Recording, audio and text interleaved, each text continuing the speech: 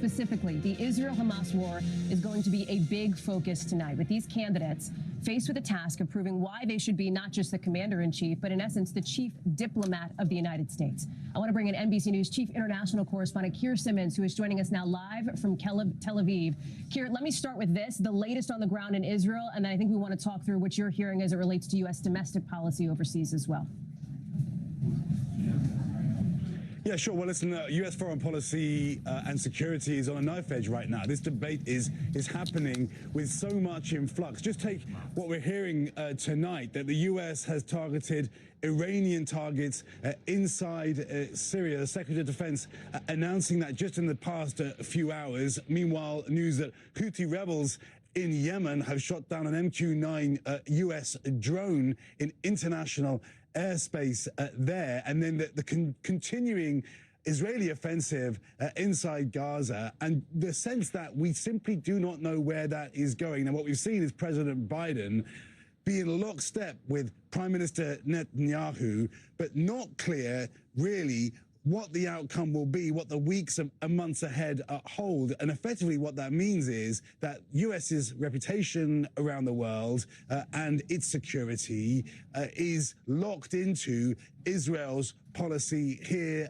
domestically. Now, of course, Hallie, Republicans have traditionally been very close to the Israeli government. I think one of the questions tonight will be whether a Republican president would have done anything differently than President Biden, who has made himself, of course, so close to Prime Minister Netanyahu and the Israeli government.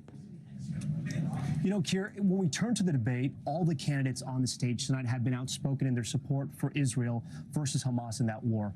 But Vivek Ramaswamy is slightly different, saying we need to stop aid, that America needs to be careful how it dabbles in foreign wars. His argument is that Israel has enough firepower. It can stand on its own. It doesn't need the U.S.'s help.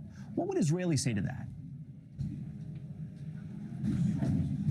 Well, I think Israelis would say what Ukrainians would say to that same argument that he makes. They would say, okay, but how are you going to answer the point that if... And we're muted there. Hi, everybody. Welcome to the motherfucking show. I am Abandoned Nihilism, and this is the News Underground. We're here to participate in... I guess sadism against ourselves, some kind of masochism. This is some kind of kink I think I have. Some kind of pain kink.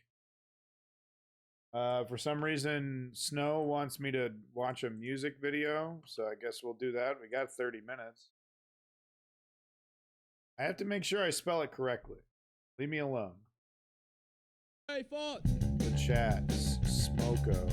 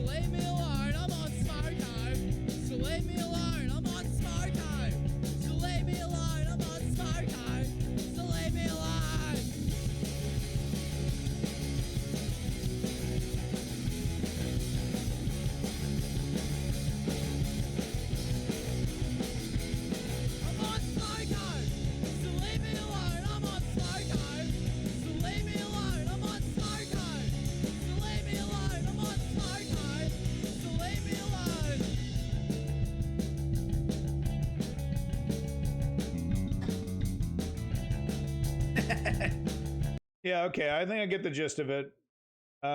Really, 10 out of 10. So it's Tuesday morning, and my Centrelink hasn't come through. So I pick up the phone, because I've got some abusing to do, but all I get is elevator music. So for people who don't know what the hell's going on, Smoko means smoke break, and Centrelink is basically welfare, and it's an Australian thing, but they get their welfare.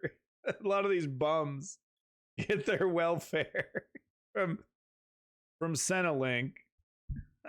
Where do they go? Then they go to the what do they call the store? What do they call the fucking store? Waiting on the line, on hold all the time. All I get is elevator music. Waiting on the line till I get a reply. I'm on smoke code, so leave me alone. I'm on smoke code, so leave me alone. I'm on smoke code, so leave me alone. I'm on smoke code, so leave me alone.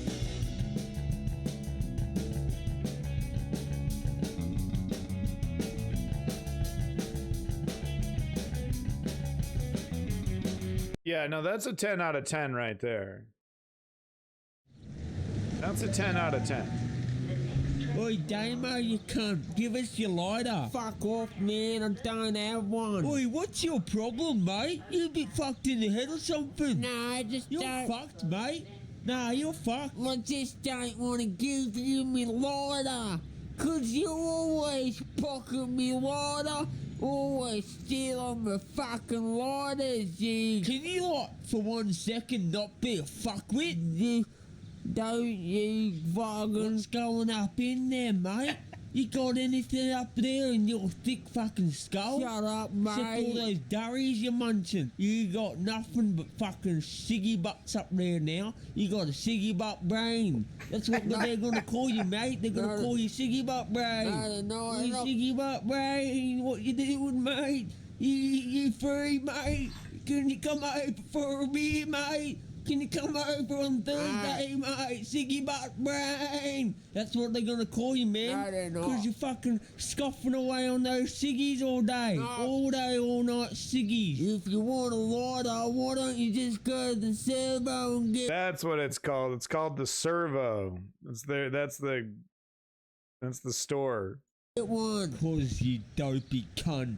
I just spent all my Centrelink on Samantha's child support, didn't I? Well, that's got nothing to do with me. Can't believe it. Unfucking believable. After all the shit we've been through. So fucking typical of you though, eh?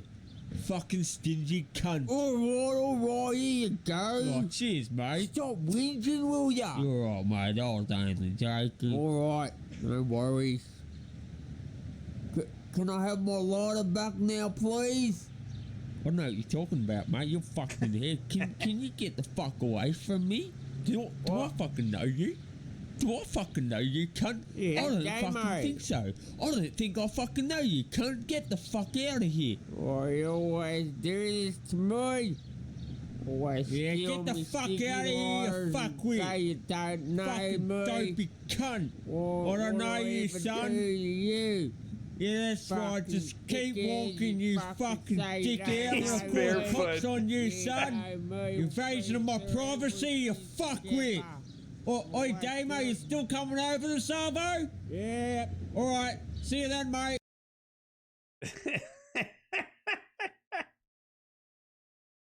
Yeah, so that's all my knowledge about Centrelink and Servo and all that comes from that cartoon there, the Demo and Darren cartoons.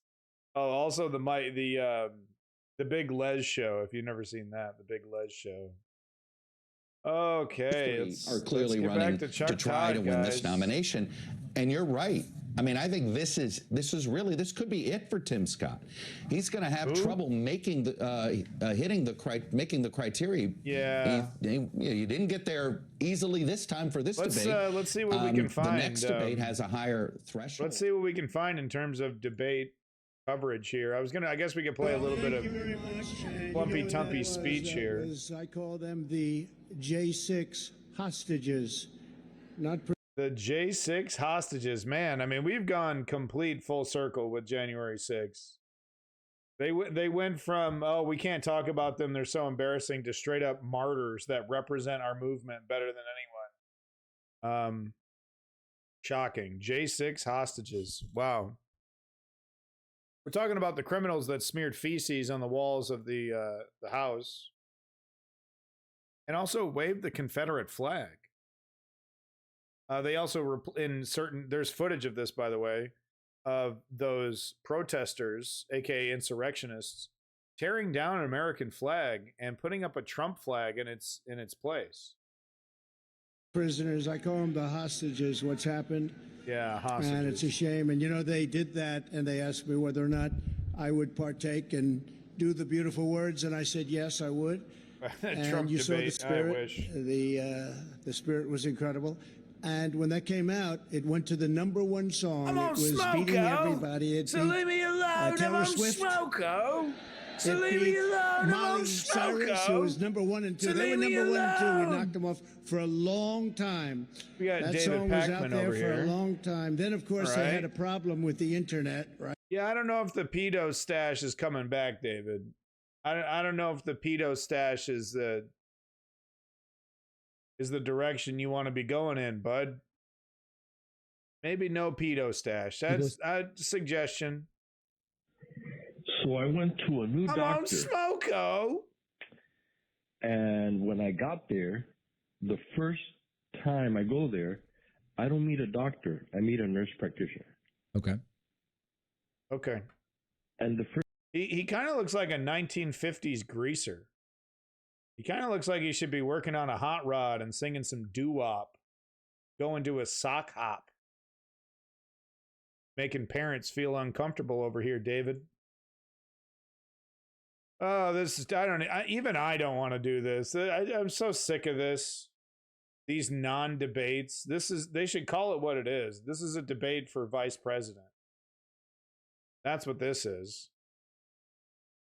I mean, these cowards are going to run Trump even if he's in jail. They're going to, because he's the overwhelming choice.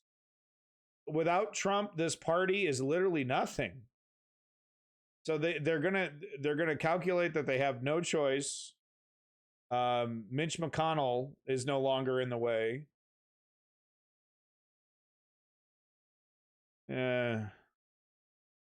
Unconstrained on Republican stage. Really? Press now, live from Miami. Well, this might be entertaining then with Vivek Ramaswamy. 5 Republican candidates will square off in their third I'm on debate in a little more than Smoko. 3 hours from now. Fuck, that Among song them, is Vivek good, Ramaswamy, whose campaign tells NBC News that he will be, quote, unconstrained on the debate stage tonight. Unconstrained. Joining me now is Trisha. I mean, honestly, how more unconstrained can it be? He's like what he needs to do is shut the fuck up, because like the more opportunities Vivek Ramaswamy gets to open up his mouth, the more we realize he's a pampered, out of touch fucking idiot. Have you heard his solution to the Ukraine-Russia problem? Give Russia Ukraine so that they'll if his calculation, this is so stupid I can barely say it. His calculation is that you let Russia win in Ukraine, they'll be so overwhelmed they'll be so thankful to Uncle Sam that that they'll start doing business with Uncle Sam instead of doing business with China. And that's just one banger. That's just one banger from this platinum spooned moron. I mean, honestly, the team around him have to be yes men. There's no way you can get away with that opinion without somebody saying, bro, that just doesn't fly. It just doesn't make any sense. If you understand Russia even a little bit, that just does not make any sense. You're fired. You're fired. Me, you're fired. I'm a leader. You're fired. This makes sense to me. That's probably what's happening. God, he's dangerous though. If this man gets anywhere close to power, and honestly, I feel like he has the best chance at vice president, Vivek Ramaswamy. McLaughlin, senior advisor and communications director for Vivek Ramaswamy's campaign. What does unconstrained Vivek Ramaswamy look like? I didn't realize there were constraints on him in the prior 2 debates. He's going to keep being himself and speaking the truth, even when it makes people uncomfortable. Snow, I think he would do better than probably any independent in history, because the sycophants, once you've wrapped your personality around a cult, a personality like Trump, you'll follow him anywhere. So I think he would actually, if he were to go independent, he'd be one of the more successful independent runs. But even at that point, it would still do enough damage to the entire party that they would lose probably. They'd have historic losses because there's enough moderate Republicans that wouldn't follow that. They that are next to their on their little voting form is far too important. I'm Republican for life. My daddy was Republican. Blah, blah, blah, blah, blah. All that shit. We came into this campaign 0.0%. No one knew who the heck Vivek Ramaswamy was, much less could say his name. And here he is. We have a long way to go. But we waited until we saw the whites of their eyes. People were not making decisions September, October. Now we're getting into the landscape when people are actually starting to decide who they're going to vote for. We're starting to spend more money, real resources on the ground in Iowa and New Hampshire. And I think you're going to see that kind of momentum tonight on the debate stage. I know a lot of people are talking about Nikki Haley and Vivek Ramaswamy, or excuse me, Nikki Haley and Ron DeSantis. I think tomorrow they will be talking about Vivek Ramaswamy. Well, your guy's certainly shown a opportunism when it comes to taking his shots on the debate stage. But I want to ask you about how he approaches the guy who won't be there. And I've asked all the different folks we've talked to on this program a version of this question. And for you guys, I'm mostly interested in this because how do you start to take some of Donald Trump's share of the pie, which you're ultimately going to have to do if you want to be the nominee, while your candidate's walking around saying he's still the best president we've ever had? I can't make that make sense in my mind. So, Garrett, of course, to us, Donald Trump was a wonderful president, but there's three things that Vivek can get that Donald Trump simply can't. That's disaffected Democrats, independents, and young people. Young people are coming out in droves for Vivek. We see at our events, about 40% of people who go to our events and donate in small dollars to Vivek are either not registered Republicans or independents or have never voted before. Is that a stylistic thing, or are there issues that you can draw that out on? And do you need to make that contrast more directly on a stage like the one you'll have tonight? I think you're going to see it. I don't know. Her hair's fine. It's her toxic brain that bothers me. If she's just making an enthusiastic promotion of an autocratic dictator who would probably take her right away for reproduction. Maybe not with Vivek, though. Vivek's a smarter fascist. Vivek would look at the abortion issue and just go, well, why don't we just please everybody on this one? I don't really care. UK and US politics must be at an all-time low right now. It can get lower. Hey, borderline feline. Could you believe it could get worse? It gets worse tonight, but I think he's going to continue spreading his message. People are still figuring out who Vivek is, what he stands for. He's not a reformer. He is a revolutionary, and you're going to see that on stage. Yeah, wow, revolutionary. Yeah, that's actually a good way of putting it. Like Pol Pot, like Stalin. Yeah, he's a revolutionary for sure. He voted in that Ohio election that we've been talking about today. He voted against enshrining these abortion protections.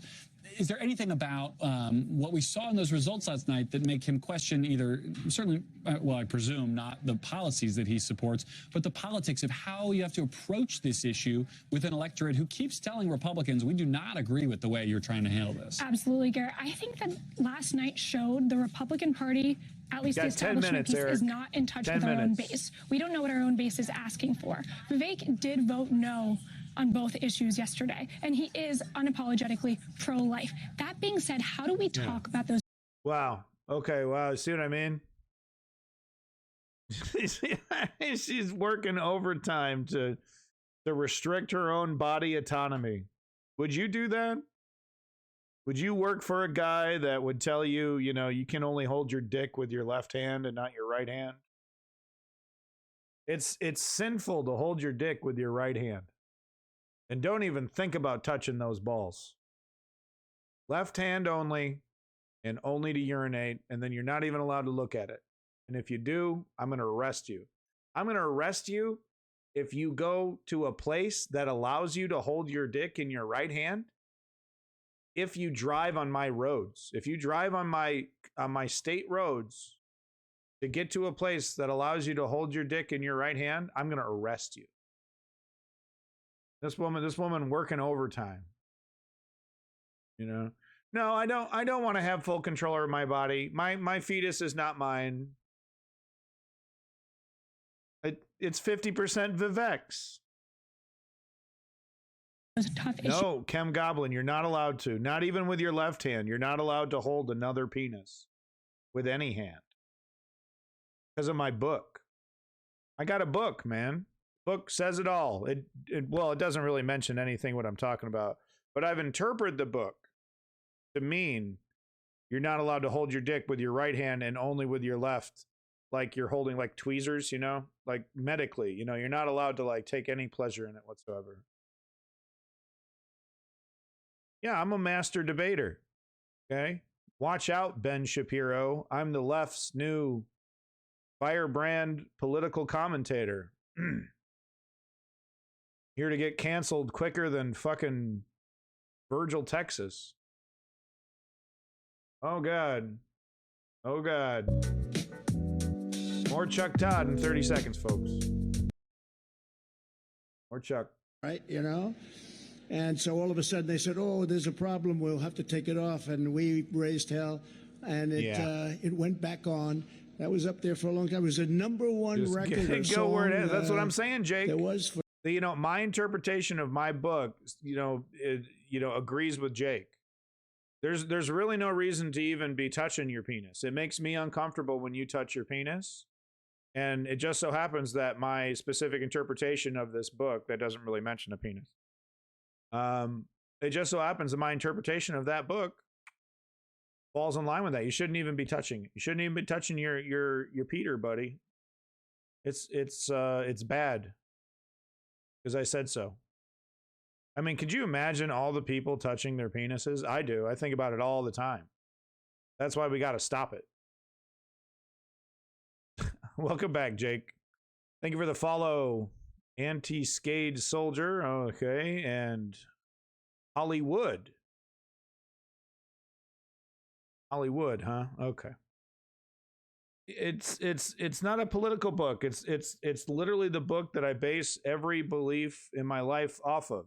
And it was written like 2,000 years ago or something by kind of like a random smattering of peasants. Some king, you know, wanted to get a divorce, so he like changed it on a whim. Now I base my entire personality and life off this book. It doesn't really mention not being able to hold your dick, but my interpretation of the book makes it pretty clear. You're only allowed to hold your dick with your left hand, and only when you urinate. And if you hold your dick with your right hand, you immediately go to hell. Unless you go to a box and you tell somebody I held my dick with my right hand, then you're cool. So make sure you go to your box and tell the guy I held my dick with my right hand before you die, and then you're good to go. You know, this is why we need to pass laws, okay? Because I'm sick and tired of guys just holding their dick however they hold their dick. You know, we've already taken care of women. They're not allowed to have access to their body. You know, it's my fetus too. So now we got to work on the dicks. Okay? I won't be pleased until I have some kind of government control over your dick. That's, you know, I'm gonna stand outside your holding dick clinic, and I'm gonna hold up signs of people's dicks until you pass this law. You dick holders. This is my life.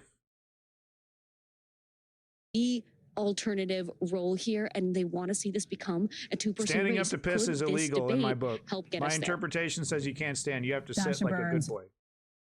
You got to sit like a good little boy. You also have to pull your pants down to your ankles, by the way. My interpretation of the book says that you have to do that. And if you don't do that, I will empower a legal body to arrest you. I will take you to jail for how you hold your dick, because it's important to me. It's in my book. Oh my God, I clicked. Oh, cool. I like this guy. He's all right. We'll leave him up here. I like this fella. He's all right. Where'd he go? Oh, there he is. Look at this guy. He's much more successful than I am, like 6,000 viewers. Probably should go watch him. Yeah, here you go. Get off this fucking dump of a channel. Go watch somebody who knows what they're doing. Prosecutions. He's a cutie. What do I suspect is Christie's end goal for this run? He's smart enough to know being anti-Trump will ostracize him from the Republican only women politics and media. To this yes, they're partially correct. Exactly. I think he is smart enough to know, and I think he's cashing out on that right now. That's a great point, Chris Jake. Christie is not in Republican politics. I'm glad we're on the same base here. He is a contributor, I believe, for ABC News. You know? So I can't even go a day without thinking about piss sprinkles on the toilet. You know what I mean? I'm obsessed with it because I'm a good Christian or something. It's in my book. I couldn't care less. I really couldn't care less about a single thing being said. These analysts, you know what I mean? It's literally picking who's the vice president going to be for. Oh boy, Chris Christie is a unit up there, dude. God damn, Chris. I'm not going to make fat jokes, okay? But goddamn, Chris. Holy shit, dude. I couldn't care less. It's all about who's going to be vice president to the fascist criminal Donald Trump. Stay puffed marshmallow, man. Listen, this is one of those moments here. I don't know, man. Stay Puft looking more fit than Christie. This debate, a lot of pressure on each of their shoulders. Stay Puft looking at he's watching the debates going, damn, Christie hit the gym. Yeah. They're shoulder to shoulder. They're walking over to the corner of the stage together as they go back to take their podiums. And each one of these individuals would gladly reign over a permanent, quote unquote, permanent Republican majority, as Newt Gingrich called it. They would gladly be an autocratic leader of some, neo-theocracy in America. Project 2025 doesn't specify Trump. It specifies the right. And all of these cowards are going to fall in line. Whatever, it's like whatever the Heritage Fund wants, they're going to fall in line.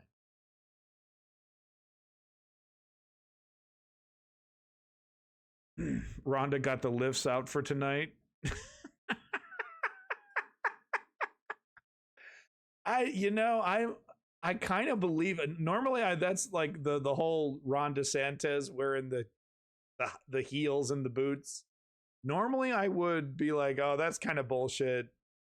But honestly, looking at the pictures and looking how he walked, I kind of believe it. I don't know if it's as egregious as, as the picture that, they drew the foot inside the boot. I don't know if it's that egregious, but I mean, I kind of, normally I'd be like, okay, this is just partisan nonsense, but I kind of believe it. Does he have the boots on? No, he doesn't. Doesn't need to run for president. He just needs to run. No. Oh, that's a good one. Fuck, man. I'm glad none of you can see me from the waist down right now. Ads because it was it backfired. Well, explain to me on the Republican side how Jake, that works. It's not just about Donald Trump. This is actually the exact opposite of a big event.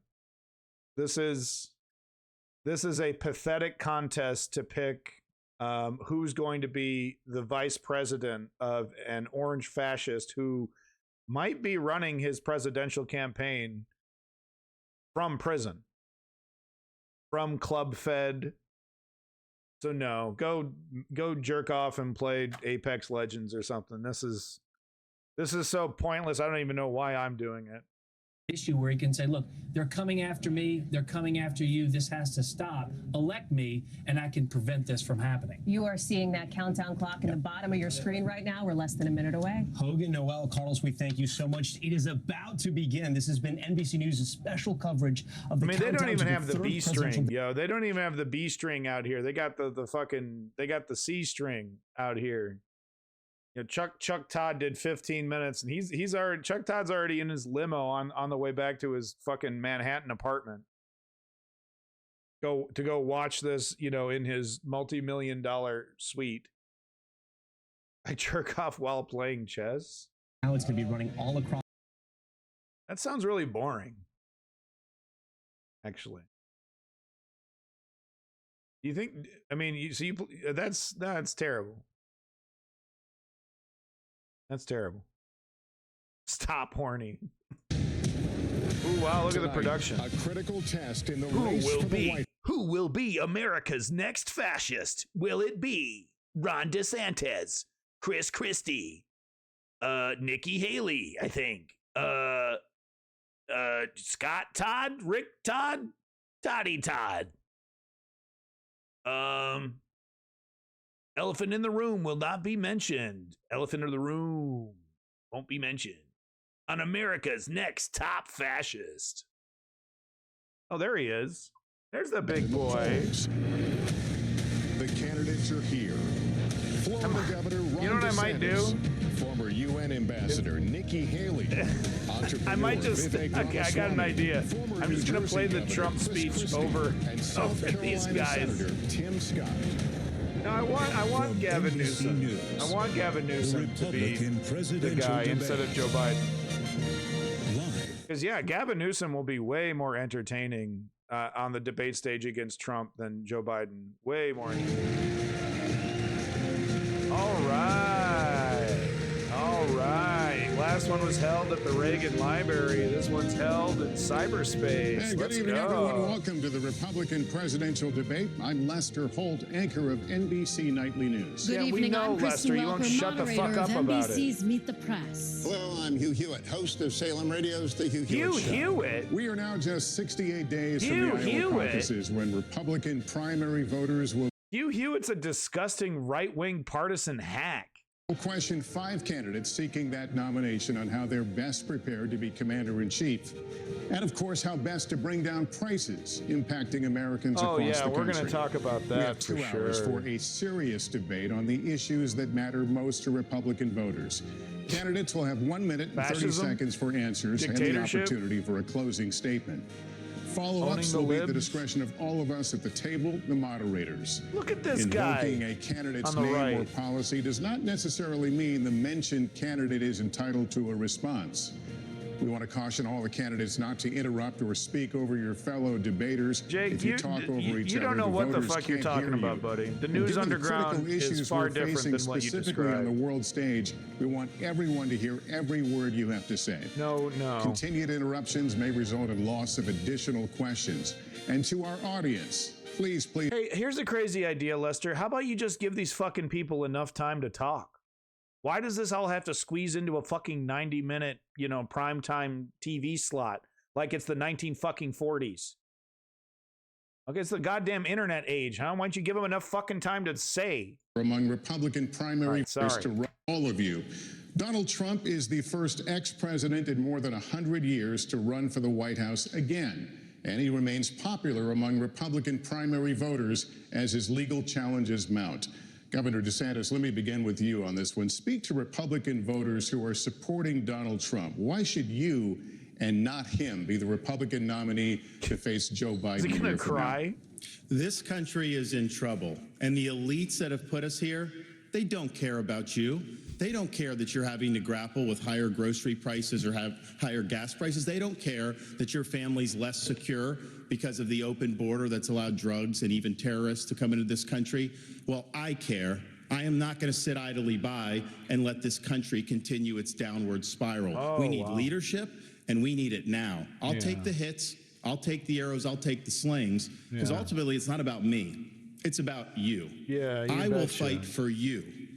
I will make sure to lead this country's revival, and I will win for you and your family. Actions speak louder than words. We don't have time for excuses, and it's not something that we're going to be able to have all these distractions. As a veteran, I will get the job done. Now, if you look where we are now, it's a lot different than where we were in 2016. And Donald Trump's a lot different guy than he was in 2016. He owes it to you to be on this stage and explain why he should get another chance. He should explain why he didn't have Mexico pay for the border wall. He should explain why he racked up so much debt. He should explain why he didn't drain the swamp.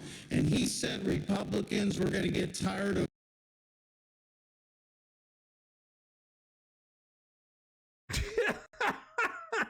Perfect. fucking timing. Perfect winning. Well, we saw last night. I'm sick of Republicans losing. In Florida, I showed how it's done 1 year ago. All right, give it a second. Might give it a second to cool off. Sorry. My fault. Sorry. Sorry. God damn it. God damn it.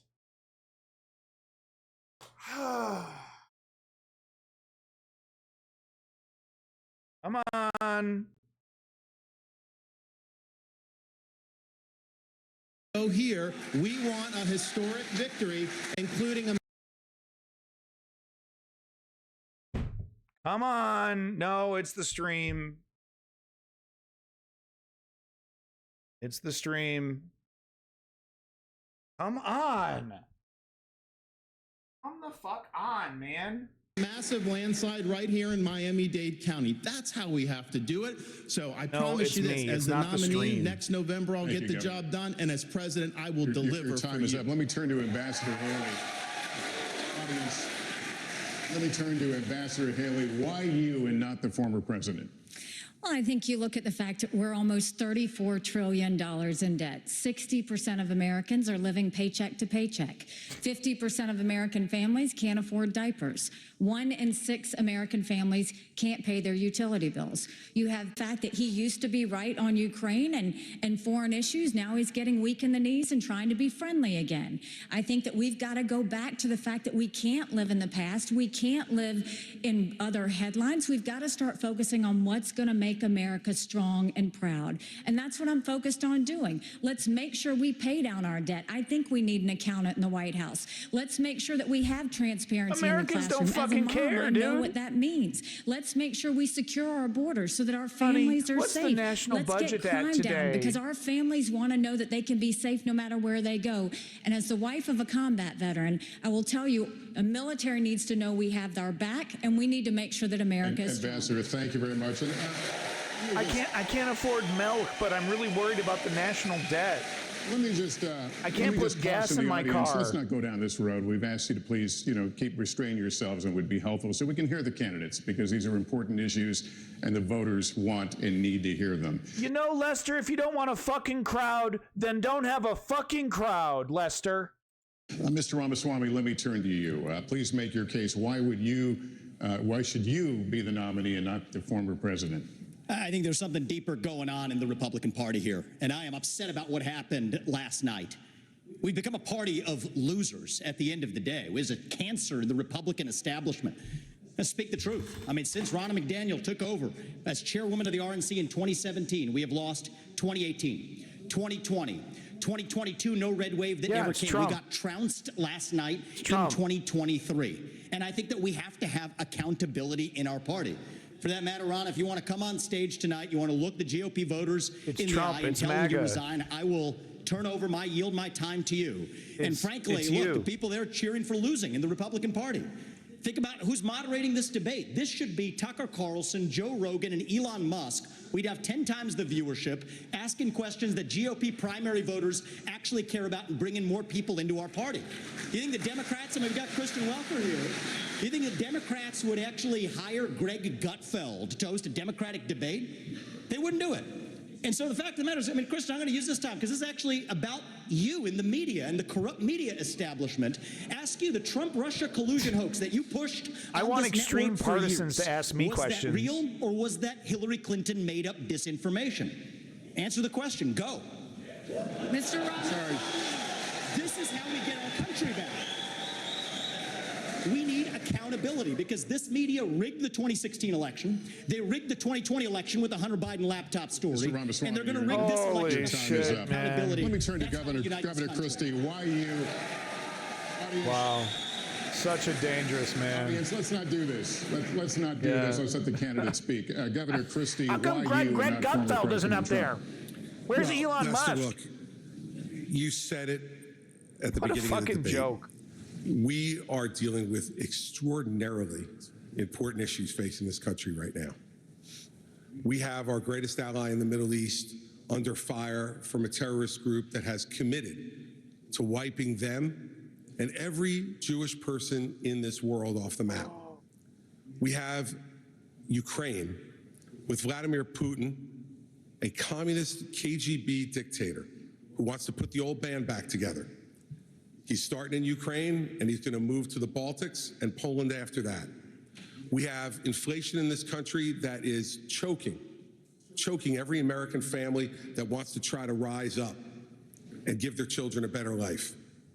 And tonight, we need to decide which president is going to be the one to tackle the big issues, who's going to make this country look once again. Christy knows about inward, big issues, baby. But look outward at the world and say America is the country, the indispensable nation that makes this a safer world. And in a safer world, American innovation, American hard work has always been the thing that has driven our country to greater things. I'm going to be the president who will do those big things. We're not going to be small, and I'll say this about Donald Trump. Anybody who's going to be spending the next year and a half of their life focusing on keeping themselves out of jail and courtrooms cannot lead this party or this country, right, and it needs to be said plainly. Oh, yeah, well, you're a rhino. You're a rhino. Senator Scott, you've said former President You're a Trump rhino. I want fascism. Make your case to Republican voters.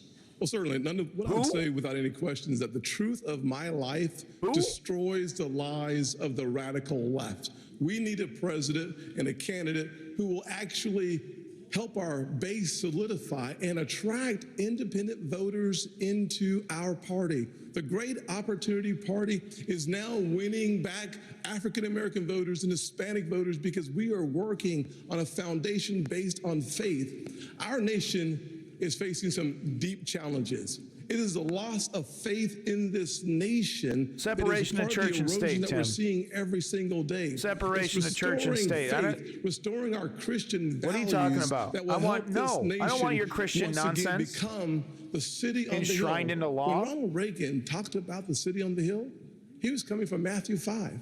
When President Lincoln talked about a house divided, policy. That was Mark. Tim, our founding you got a policy, buddy. Speak to the importance of a faith foundation. I don't want a Bible quote, dude. You don't have to be a Christian for America to work for you. Are my wages going to go up? America does not work without a faith-filled Judeo-Christian foundation.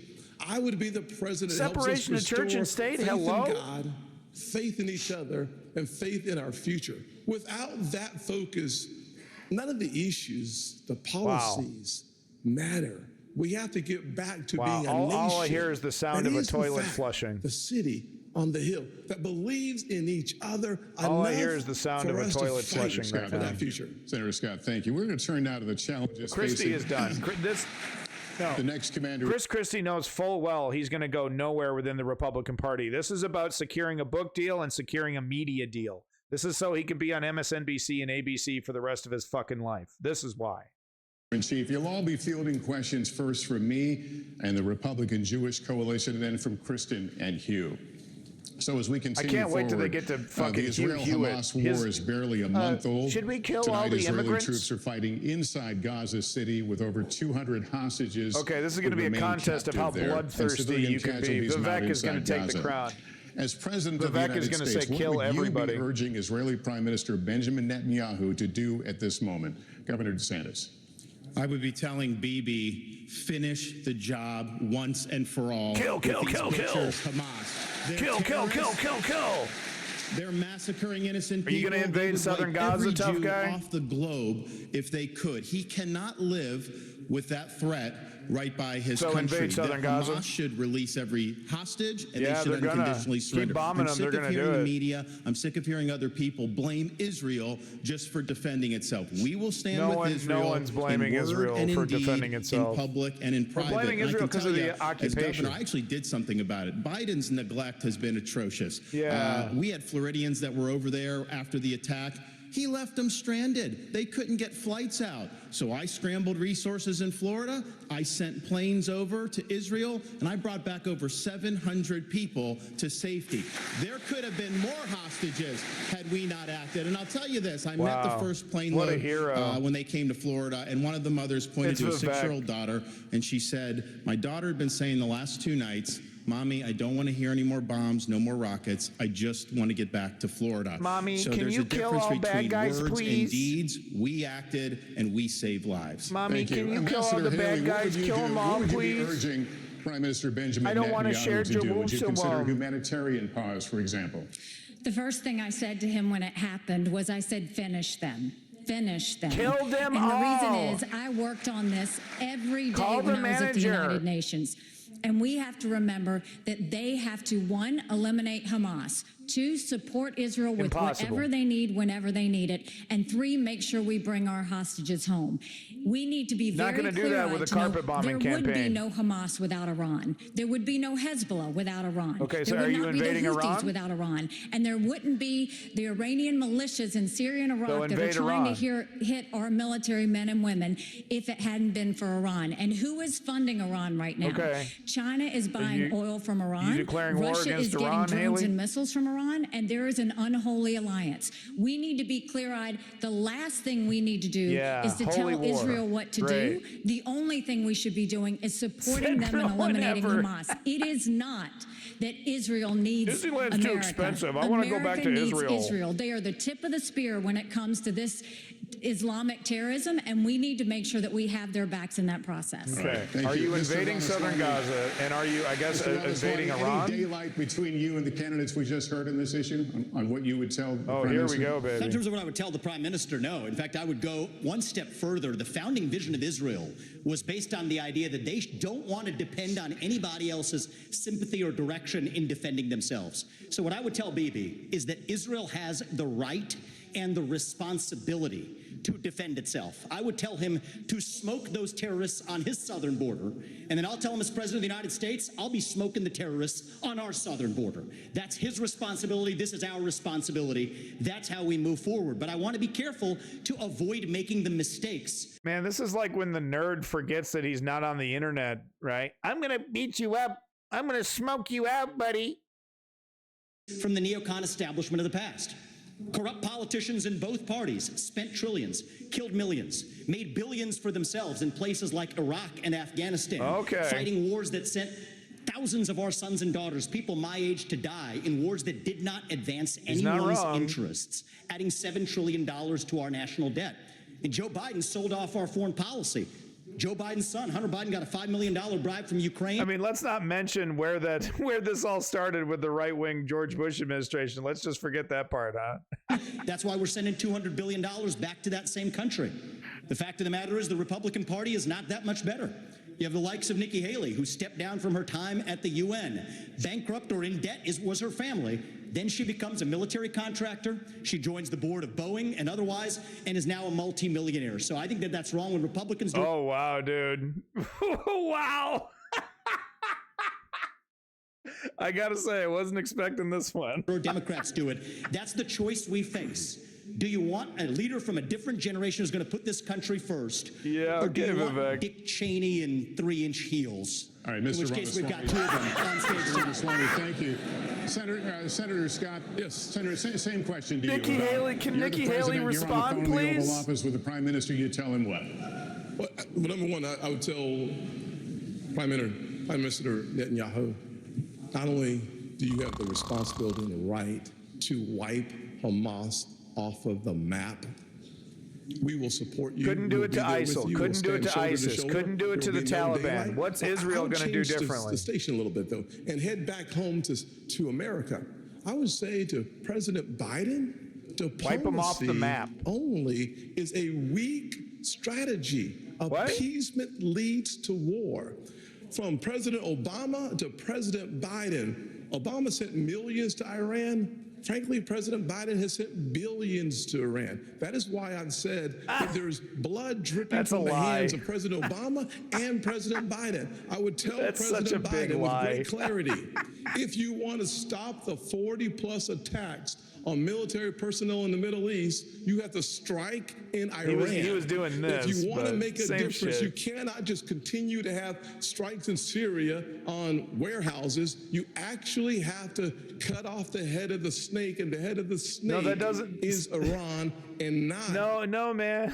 simply their proxies. In order for us to have a powerful response... So the next Republican president's going to gladly invade Iran. Is that what's going on?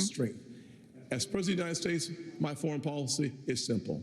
You cannot negotiate with evil. You have to destroy it. All right, Senator Scott, thank you. Just like we did with the Taliban, right, guys? Look, Lester, these problems are so Hamas. big and serious. I love Hamas. The first with thing a little I would say to Prime Minister Netanyahu is pretty simple. I'm going to dip America Hamas is here, no matter what it is you need at any time to preserve the state of Israel. Remember that Hamas's main goal is to get rid of Israel, is to get Israel absolutely off the map. Now, there are three things I think I would say to him when he asked for advice. The first I would say is that it is absolutely your obligation to protect the territorial integrity of Israel. Secondly, to make sure I haven't you heard the protect word the security and Palestinian safety of once. your I don't think people. they've said Palestine Every time once. something happens to compromise either one of those things, it creates greater unrest in the entire region. They don't even say Palestine. Second, wow. You must go in and make sure that Hamas can never do this again. The fact is that Israel and their intelligence community failed. They failed here, and they failed the people of the state of Israel. And so we need to work closely and better together to make sure, one, that they're degraded, and two, that we know everything that's going on inside the Gaza Strip. I got my N-word pass right after I voted for Joe Biden. Can't happen to kill 1,400 individuals again. And the third thing is to keep your eye on the ball. Make sure that we continue to isolate Iran. Yeah, okay, work with the reasonable nations in the Middle East, the other Arab nations who want to partner with you, and make sure that we continue to isolate Iran so that their only friends in the world are the part of the evil foursome: China, Russia, Iran, and North Korea. Let's further isolate them. Let's not try to right now with a question from Matthew Brooks, the CEO of the Republican Jewish Coalition, a partner of the Republican National Committee in this debate. Here it is. Given attacks by Iranian-backed proxy groups on U.S. military bases in Syria and Iraq, attacks that have wounded approximately 24 of our U.S. servicemen, do you support the use of military force by the United States against Iran? Senator Haley, would you please answer that? Yes, I'd first like to say they're 5-inch heels, and I don't wear them unless you can run in them. Okay. So are you going to kill everyone in Iran? What I will say is, we're going to nuke I wear Iran, heels. They're Haley? not for a fashion statement. They're for ammunition. What we need to be doing for Iraq and Syria is, first of all, the idea that our men and women could be targeted and that we've allowed almost 100 hits to happen under Biden's watch is unthinkable. We need to understand this is Iran giving the green light, telling them what to do, and that we shouldn't be doing the tit for tat like what Joe Biden has done. We need to go and take out their infrastructure that they are using to make those strikes with so they can never do it again. Iran John McCain would be so proud. You punch them one and you punch them hard and they will back off. But what we don't need is Biden falling all over himself to get back in the Iran deal. Him giving $6 billion to get 5 hostages home. Him telling Netanyahu now that he needs a pause or a ceasefire. We don't need him going and sitting there tiptoeing around Iran because he thinks they're going to do something. You don't respond to an enemy and a terrorist with fear. You respond with... Who wants to bet these fucking cowards wouldn't dare? I mean, do you know the kind of bullshit? Oh, okay, here we go with the fucking computer again. Son of a fucking bitch. God damn. Ugh. Here we go with the fucking computer, man. God damn it. God fucking damn it. Hold on. Yeah, I'm just gonna unplug this.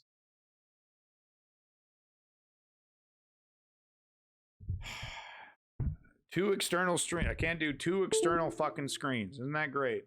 Can't do 2 external fucking screens. Awesome. All right, hold on. I'm glad I paused it. God damn it. I think it's caught underneath the fucking thing.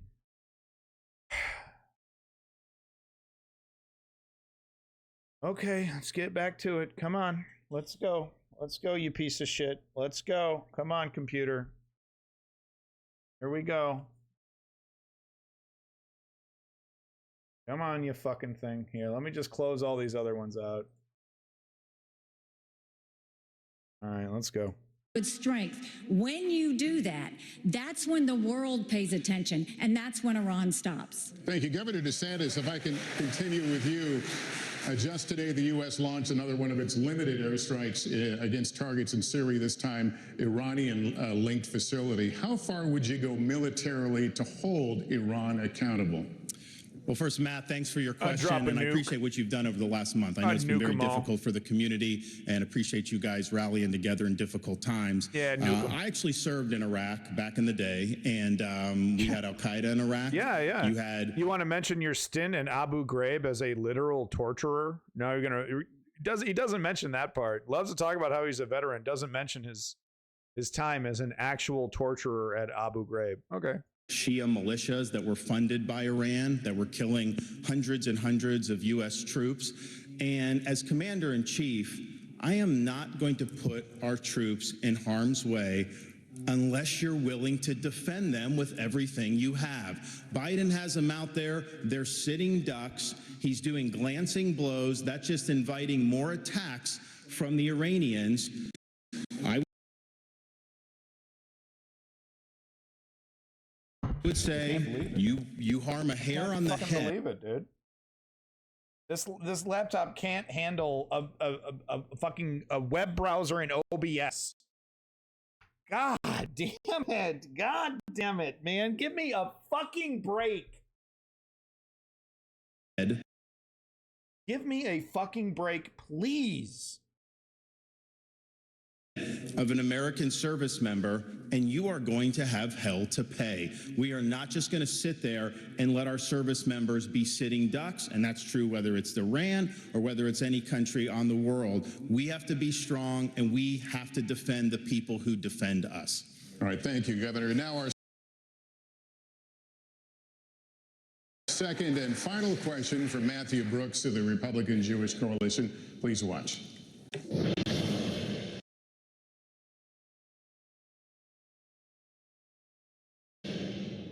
Jewish students across the country are threatened and under attack. What do you say to Jewish students on college campuses who feel unsafe given the dramatic rise in anti-Semitism? And what do you say to university presidents and college presidents who have not met the moral clarity moment to forcefully condemn Hamas terrorism? Mr. Ramaswamy, would you like to take that one? Absolutely.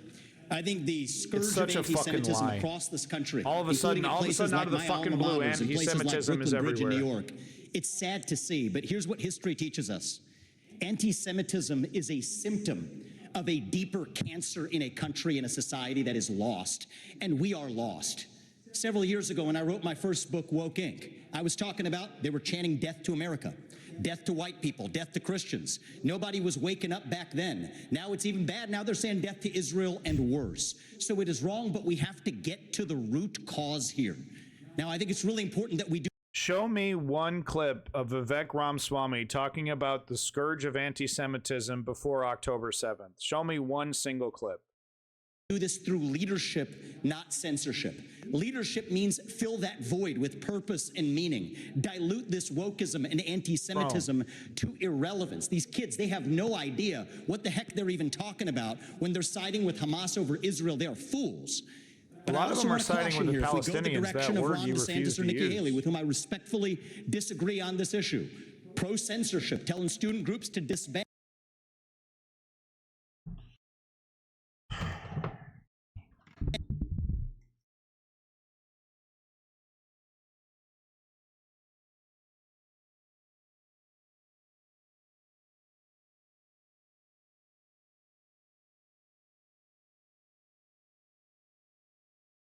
And mark my words, soon they will say if you question a vaccine and its side effects, you're a bioterrorist. Soon they will say that if you show up at a school board meeting, you're a domestic terrorist. Soon if they say that J6 prisoners should be released, you're an insurrectionist terrorist. So that's where this ends. We don't quash this with censorship because that creates a worse underbelly. We quell it through leadership by calling it out. These university administrators have lost their way, and we need leadership at the top in the United States of America that restores our founding values and that has no place for this kind of anti-Semitic hate. That's where I stand while respecting our Constitution. Your time is out. Senator Scott, let me get you to weigh in on what you just heard. Well, let me just say to every single university president in America, federal funding is a privilege, not a right. Number one. Number two, to every student who've come to our country on a visa to a college campus, your visa is a privilege, not a right. Number three, any campus that allows for anti-Semitism and hate, to allow students to encourage terrorism, mass murder, and genocide. The right to protest you should lose your federal funding today. To democracy. To all the students. The right to protest is essential. Who are encouraging Jewish genocide. I would deport you from those campuses. We have to stand strong with our Jewish Americans. Fascism. At the end of the day, we should not have our Jewish students in a library being told to hide. On our streets in New York, a Jewish citizen has the right to lie. They'll just lie about anything. They're so fucking shameless. With no fear. They have the right to go to college campuses, go to class, and not fear. We will restore that. I started working on anti-Semitism on college campuses in 2017 because even then there was a rise of anti-Semitism on college campuses. We must force the people. Show me one single clip of this asshole talking about anti-Semitism before October 7th. Show me one. People off those campuses, and Senator frankly, Scott, thank you. Let me out of our country. Let me turn to the Governor DeSantis here. What do you think about what he just said? I was the first presidential candidate to say, if you are here on a student visa as a foreign national, you're making common cause with Hamas, I'm canceling your visa and I'm sending you home. No questions asked. So you join a protest. You're going to kick them out for protesting. Who their kids do not feel safe even going to university campus at all outside of the state What's your of Florida. political beliefs? I'm going to kick you out of my country. What's your political beliefs? At Cooper Union. Joe really Biden American, should have the guys. Department of Justice Really American. on these college campuses and holding the universities accountable for civil rights violations. When you should not have money going to these places. I already acted in Florida. We had a group, Students for Justice of Palestine. They said they are common cause with Hamas. They said, we're not just in solidarity, this is what we are. We for the innocents in Israel and Palestine. To fund That's who I'm jihad. for. No way. And what is Biden doing? Not only is he not helping the Jewish students who are being persecuted, he is launching an initiative to combat so-called Islamophobia. No, it's the people do a pro-Palestinian march. It gets misconstrued as a terrorist march, and now Ron DeSantis gets to grandstand about victimized Jewish people and talk about kicking people out for going to a protest. I mean, how is that going to work? How's that going to work? Each individual person gets interviewed and asked about their political beliefs. Wow, that doesn't sound like a place I've heard of before in Germany. Anti-Semitism that's spiraling out of control. That is what we have to confront. And as president, I can tell you this, we are not going to stand for this on college campuses any longer. All right, Governor, thank you. Let me turn to Governor Christie. Yeah, okay, and Ron. Considering Yeah, what he we're just real said, you led buddy. a state with a sizable Muslim population. Last month, as you know, a 6-year-old Palestinian-American boy was killed in Illinois by his landlord. His mother was also stabbed more than a dozen times in what has been charged as a hate crime. What do you say? The word Palestine or Palestinians has not been used by the people being interviewed or the hosts a single time. This is a travesty. This really is this is sad. I'm so saddened. I mean, the innocent Palestinian civilians are completely disregarded. It is not even a calculation. To Muslim Americans who are also feeling afraid for their safety right now. Lester, I'm the only one on the stage who's actually had experience in dealing with this. I was appointed by President Bush to be the U.S. Attorney in New Jersey on September 10th, 2001. And when I took over that job after the September 11th attacks, I had to deal with a situation in our state that was explosive. We're the most ethnically diverse state in this country. And so first, we heard credible reports about Jewish students and synagogues being threatened in our state in the aftermath of 9/11. We made sure that. Show me one clip of Chris Christie talking about the scourge of anti-Semitism before October 7th. I'm waiting. We sent federal agents to those synagogues and we protected them. And the same thing should be being done now. At the very same time, I personally went from mosque to mosque in New Jersey and met with the leaders of those mosques and with the members of the mosques. And I said to them, law enforcement is on your side to protect you, regardless of your religion, if you are going to comply with the law. And we developed fabulous relationships with Muslim Americans all across the state of New Jersey, and we stopped any hate crimes that were going on either against Jewish Americans in New Jersey or Muslim Americans in New Jersey. Why do I have a feeling that this is wrong, to know that how he's to do lying? this. You must work with both sides. Both sides need to know it, but let us never have a false moral equivalence between Hamas and Hezbollah and the Jewish people. The Jewish people stand for right and justice, and Hamas what about and the Hezbollah Palestinian people? Are they? Governor Christie, thank you. Are they there? Haley, do they exist? What do you say to Americans who are simply afraid right now in this current environment that we're talking about? I think you look at the country, and the country is all out of sorts. I think man. Look at what these kids are dealing with on college campuses. What makes me so angry is not only do you have the kids barricaded in the library, they've said Vivek was talking about how, oh, this is NBC, this is NBC. This feels like a Newsmax special. I mean, the complete disregard of the Palestinian civilians, the total acceptance of the Israeli victimhood narrative. This might as well be Fox News. This is indistinguishable from a right-wing network. There is nothing left-wing about this whatsoever right now. They were going to shoot up the kosher dining hall. You've got kids' dorm rooms who are being set on fire because they have something related to Israel on their doors. No person should ever feel in danger like this. And this is what I would say about our college presidents, is if the KKK were doing this, every college president would be up in arms. This is no different. You should treat it exactly the same. Anti-Semitism is just as awful as racism, and we've got to make sure they're protected. And for everybody that's protesting on these college campuses in favor of Hamas, let me remind you something. No, it wasn't in favor of Hamas, Nikki, and you fucking damn well know it. I mean, of course, there was some assholes out there talking about they support Hamas. Grand majority of people protesting are protesting for the Palestinian civilians. But you know that. It's weird genocidal language.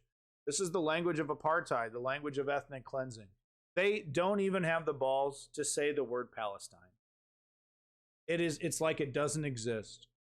Said death to Israel and death to America. They hate and would kill you too. And the idea that they're talking about genocide for the Jewish people, that's not the values of America. That's not us. We're better than that.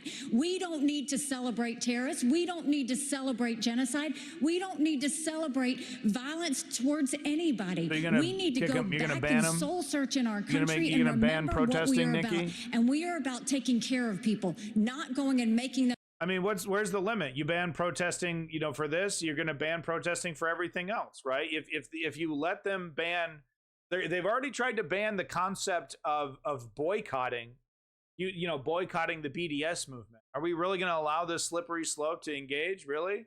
You can only protest certain things in the street. This is the precedent we want. This is America. Them live in fear because some other terrorist activity says they want to destroy them. Ambassador, thank you. Kristen. Lester, thank you. This is another question for the entire field, so you will all get a chance to respond. But Senator Scott, I'd like to start with you. God, no. The United States is giving Ukraine. I don't care. The price will be higher for the United States. No, I know. I don't want to hear from this guy. I really don't. No. I don't care. Enough of Scott. Unpersuaded. Military home, and that's good news. Thank you, Senator Scott. Mr. Ramaswamy, are you persuaded by President Zelensky's urgent new plea? Where do you stand on more funds? I'm absolutely unpersuaded. And I'm actually enjoying watching the Ukraine hawks quietly, delicately tiptoe back from their position as this thing has unwound into a disaster. The first half of this race, I was the only person standing for it. Now they're actually quietly coming around to being more cautious, as they should. Level with the American people here. Ukraine is not a paragon of democracy. This is a country that has banned 11 opposition parties. It has consolidated all media into one state TV media arm. That's not democratic. It has threatened not to hold elections this year unless the U.S. forks over more money. That is not democratic. It has celebrated a Nazi in its ranks, the comedian in cargo pants, a man called Zelensky, doing it in their own ranks. That is the Nazi in cargo pants. I mean, this man, he is everything, every fucking word that comes out of this mouth with his little fucking smile is the most insulting fucking thing on the planet. You just called Zelensky a fucking Nazi? Holy fuck, dude. Not democratic. More facts for you that you won't hear from the mainstream in either party or the mainstream media.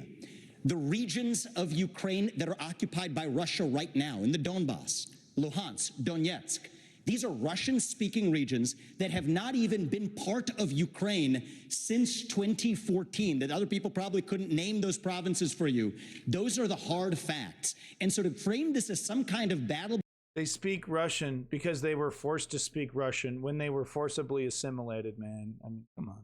Between good versus... He's so dishonest. He's dripping with dishonesty. If you know anything about this conflict, you would see this as a rank insult to the very concept of truth. It is an insult that I can barely bear. Versus evil, don't buy it. And I'd like the likes of the sharpest of the war hawks on Ukraine, Nikki Haley, to have some accountability and answer. Do you want to use U.S. taxpayer money to fund the banning of Christians? That is actually what's happening. They're using the Ukrainian Orthodox Church. They have banned them. The Ukrainian parliament just did this last week, supported by our dollars. And I think you owe it to the American people, Nikki, to at least this one time at least condemn. Thank you. That's time. At least to condemn their banning of Christians. Mr. Ramaswamy, thank you. Mr. Ramaswamy, thank you. We asked the questions. Ambassador Haley, well, she deserves to what is your take on more funding for Ukraine? I am telling you, Putin and President Xi are salivating at the thought that someone like that could become president. They would love to. I mean, she's not wrong. She's not wrong. China's got, you know, it's Vivek is a gift to Russia and China, dude. They would love for Vivek to take over, man. The fact of the matter is she doesn't answer the question. So this is what I will tell you. We're driving Russia into China's hands because of these foolish policies. You had your time to talk. The ambassador has the floor. Thank you. The first thing I'll tell you is we all remember what that thug did when he invaded Ukraine. We all know that 500,000 people have died because of Putin. And here is a freedom-loving, pro-American country that is fighting for its survival and its democracy. No, I don't think we should give them cash. I think we should give them the equipment and the ammunition to win. And I'll tell you, if Biden had done it when they first asked for it, this war would be over. But let's also remember this. Let's not mention Trump holding Ukraine's aid hostage so that he can get some Hunter Biden dick pics.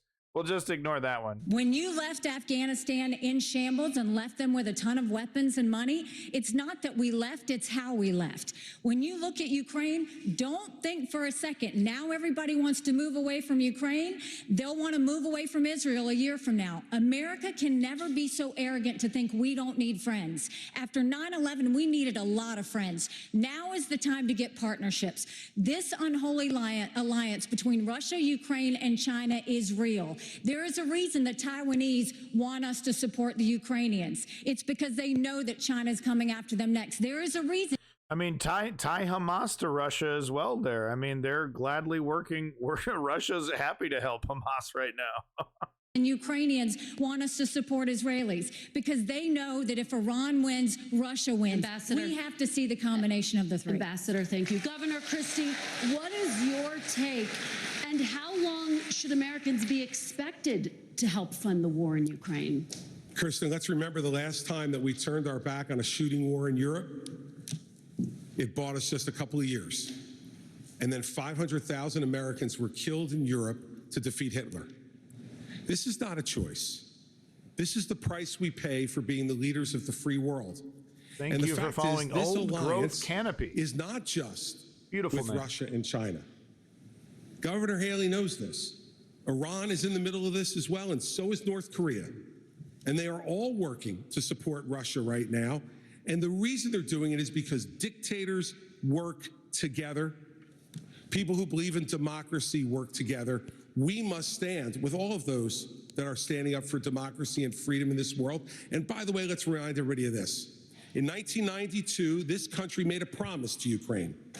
We said if you return nuclear missiles that were part of the old Soviet Union to Russia and they invade you, we will protect you. All of a sudden, we give a shit about the promises the United States makes. Isn't it great? Isn't it great? Look into the history of the promises the United States has broken.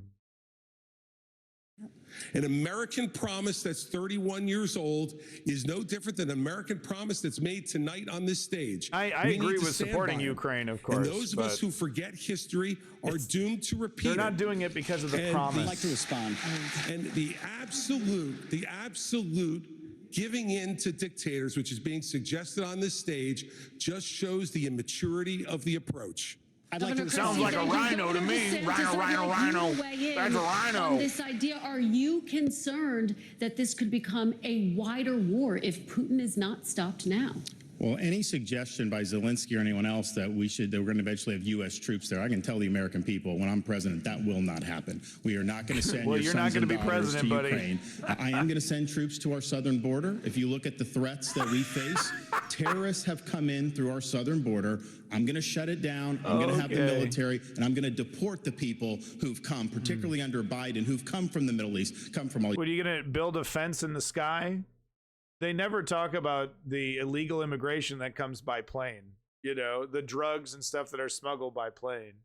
Oh, we're going to send all the troops to the border. What are you going to have about thousands of troops with their dicks in their hands standing at the border? Ron DeSantis? That lasts about a week.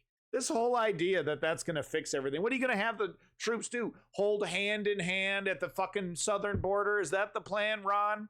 Shoot them on sight? Women and children just going to shoot them on sight? Do you have any water? Bang, bang, bang, bang, bang, bang, bang. Problem solved, huh? These places. Now, Biden wants $105 billion.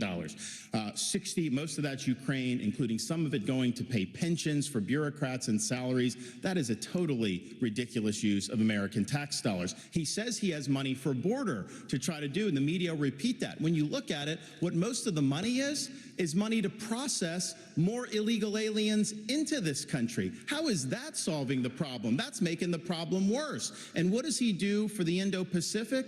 A pittance. That is the top threat that we face. We need to bring this war to an end. We need the Europe.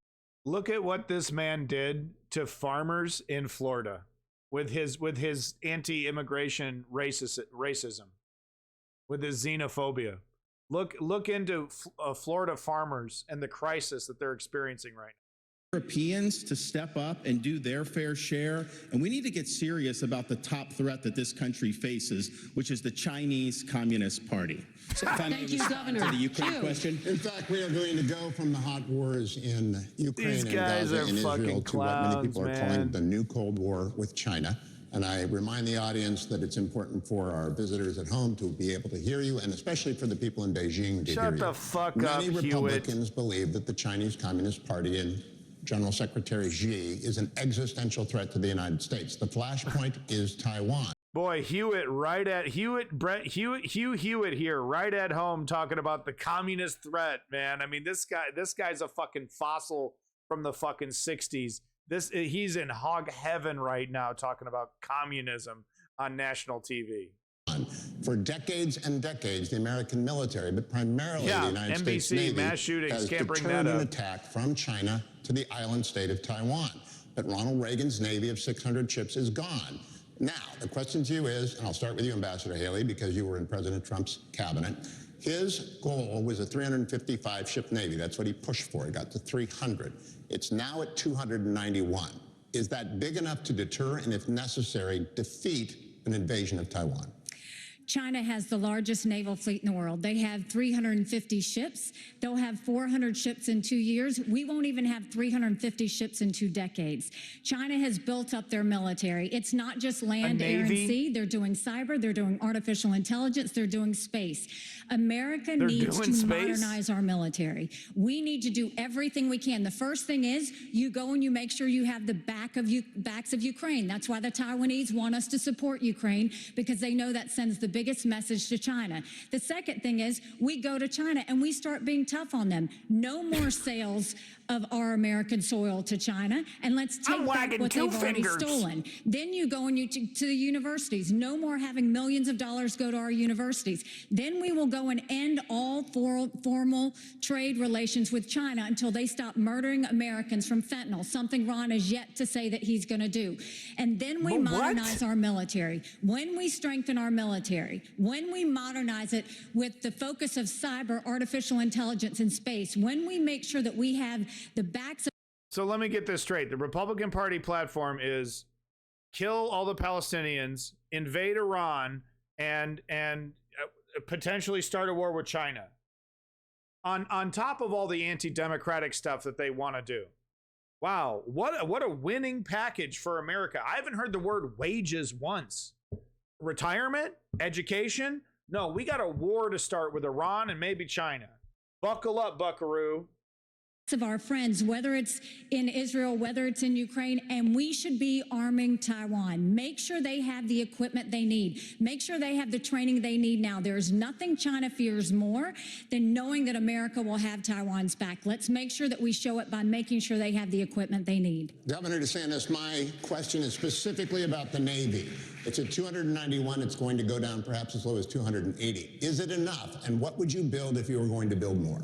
Not enough. We have to have the ability to back up a strategy of denial of President Xi's ambitions. And if China is able to be the world's leading superpower, that will affect you and your family in ways that are going to be very bad. They will export authoritarianism all around the world as the cost of doing business. They will impose things like social credit scores and internet monitoring. So this is, to this generation, what the Soviet Union was to the post-World War II generation. I've already released a plan. We're going to get to 355 ships at the end of the first term, 385 ships at the end of the second term, but we're Guy calling for the draft in the chat. Okay, buddy. You know, there's a reason why they don't do the draft is because they want to start these wars. The moment you do a draft, all of a sudden, all of America becomes fucking hippies who you know make love not war. I want to make peace. I don't want to go to war. So if you want to go invade Iran and destroy, kill, the last thing you want is a fucking draft, buddy. We're going to have a path to 600 ships over the next 20 years. I think the future of freedom is going to be determined in the Indo-Pacific. We have a strategy not just military, but decoupling from the economy and fighting them here at home with their cultural. You know, Ambassador Haley said somehow I wasn't doing. She welcomed them into South Carolina, gave them land near a military base, wrote the Chinese ambassador a love letter saying what a great friend they were. They're going to get you with their cultural. One way to do economic development in Florida. I banned China from buying land in this state, and we kicked out on our universities, and we kicked the Confucius Institutes out of our universities. We've recognized the threat, and we've acted swiftly and decisively. Stop Confucius, buddy. You've been in the Congress since 2011. Defense spending has fallen over that entire period of time. Where are we going to get the money, and what would you build, and what kind of ships to deter China from attacking? No, I'm not doing Tim Scott, guys. I'm just skipping him, okay? I'm skipping Tim Scott like every Republican voter is going to skim. We're not doing Tim Scott. We're not doing it, okay? You keep trying to make Tim Scott happen. I'm more likely to have anal sex with the fucking Queen of England than Tim Scott is fucking President of the United States, okay? Mr. Ramaswamy, I'm looking for specifics. What would you build? Where would you build it? When would they be in the water? How big would the fleet get? First answer is end the toxic divest to invest program.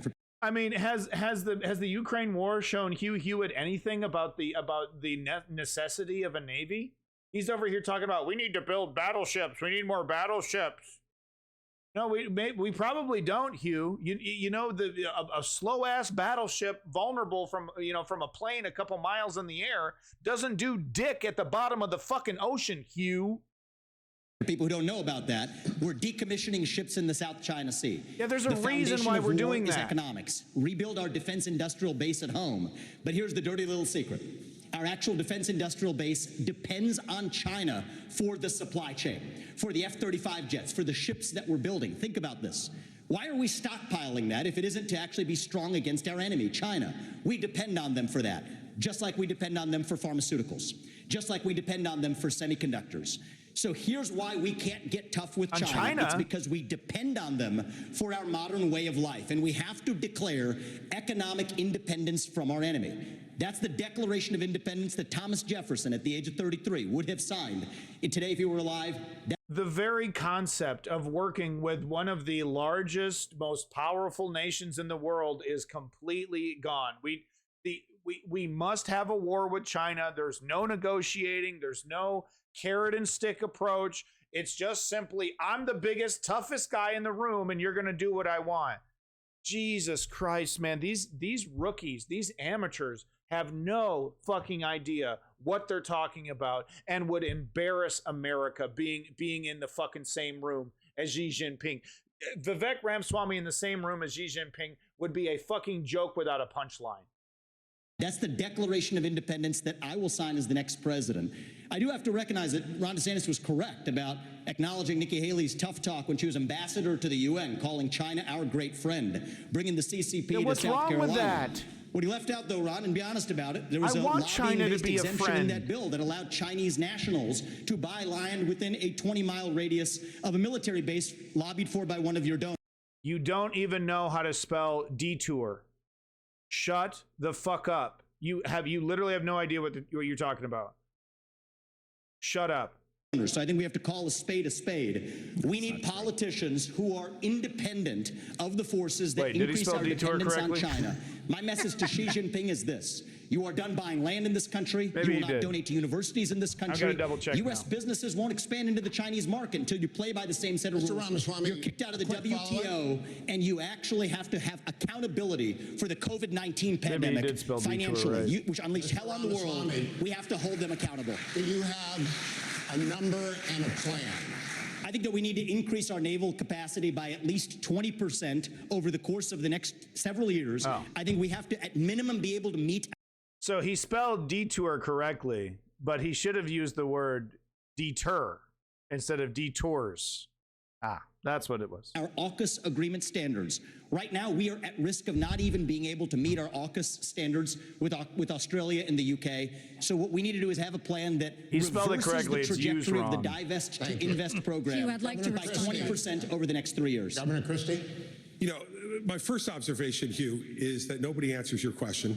And my second observation is these three in the middle think they're the enemy. I know China is the enemy. And that's what we should be focused on. So let's be really clear. The nuclear submarines in this United States Navy is the greatest deterrent to Chinese aggression, and that is the first place I would go to increase American naval power. Our nuclear submarines are able to move stealthily, quietly, and effectively. And if we are going to deter China from invading Taiwan, the only way we're going to do it is to make sure that they don't know whether how many nuclear submarines from the United States of America are in the South China Sea and in that area and ready to strike on them if they decide to move on Taiwan. And so we, as our first priority, need to go directly to our nuclear sub program, Hugh, and we need to increase it drastically. That would be priority number one. Ships would come next, but to me, what about ships being are better secondary diplomats? choice here. The submarines are the single most important thing that we could be deterring, that we could be using to deter China. But the other thing we could do to deter China is to let them know that the blood money they're spending for Russia in Ukraine right now will not be effective, that we send Putin home with his... I mean, are we already at war with China? It feels like it. It feels like we're already at war. And by the way, this is NBC, by the way. Does it feel like NBC to you? Between his legs and make them understand that the same fate waits for them if they decide to move towards Taiwan with a more aggressive nuclear sub-program. We'll be able to make that threat real. Thank you, Governor. We're going to take a brief pause now, and we'll be back to the Republican president. Okay, we're going to be back, folks. Yippee skippy. Gonna be right back for more cancer. Welcome back, Woke Patriot. Welcome back, everybody, for this masochistic dip into extreme fascism. And welcome back to tonight's NBC News Republican presidential debate. Once again, here's Hugh Hewitt. Thank you, Lester. We're going to stay on China, and we're going to talk specifically about TikTok. Last week, Congressman Mike Gallagher, who is chairman of the House Bipartisan Select Committee on the Chinese Communist Party, published a long essay on TikTok following the flooding of pro-Hamas propaganda onto TikTok accounts across the United States. Chairman Gallagher called it shocking. He called the app predatory, controlled by America's preeminent adversary. One used to push propaganda and divide America. It's spyware, he said, a means of surveillance. Governor Christie, do you agree with Chairman Gallagher? And if so, would you ban or force the sale of TikTok? I agree 100% with Chairman Gallagher, and let me say this. TikTok is not only spyware, it is polluting the minds of American young people all throughout this country. And they're going to ban protesting, starting a trend that allows them to ban all protests. And now they're going to ban social media. And gee, I wonder where this is going to go. And look, I'm not a fan of TikTok. I'm not a fan of the content. I agree that it's probably a spying tool. But if we're going to look at TikTok for stealing data and selling it to God knows where, we're not going to look at Facebook. We're not going to look at fucking Reddit. We're not going to look at all these other social media. Just TikTok, huh? Just TikTok. It's so short-sighted. It's so fucking dumb. And honestly, what policy are they proposing? Just banning TikTok. Okay. China comes out with TikTok 2. They call it TokTik. Go ahead and get your TokTik. I mean, it's so fucking dumb. Doing it intentionally. And when you saw what happened in the last few weeks with all of this anti-Semitic, horrible stuff that their algorithms were pushing out at a gargantuan physically in pain rate right now. I can't do this. This is China trying to further divide the United States of America. And this is one of the big failings among many of the Trump administration. He talked tough about TikTok. I heard him do it many times. But when it came down to it, he did not ban them when he could have and should have. And now since then, we've had an additional nearly 6 years of this type of poison being put out throughout the United States, even putting aside the spying, which we know is going on, and the theft of American personal data and information. So in my first week as president, we would ban TikTok. They want to go ahead and sell it? Let them go ahead and sell it. But I'll tell you another reason we would do it. Facebook's not in China. X is not in China. They're not permitting a free flow of information. Let's look at Covenant Eyes. Yeah, that's real spyware. Social media companies. Yet we just open the door and let them do what they're doing.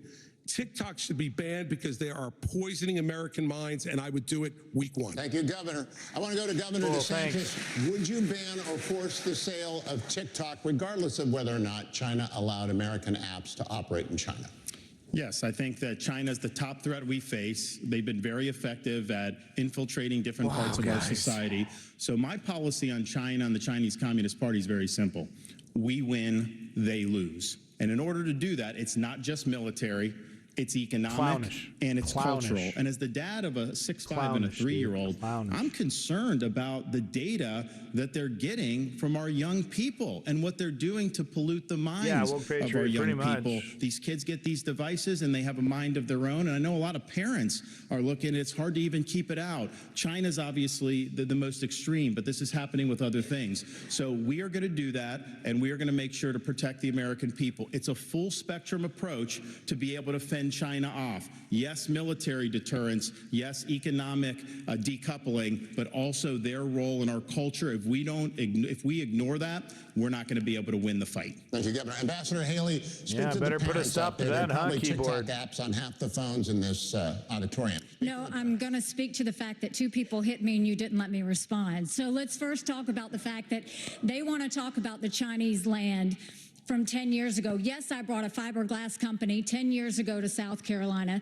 But Ron, you are the chair of your economic development agency that as of last week said Florida is the ideal place for Chinese businesses. Not only that, you have a company that is manufacturer of Chinese military planes.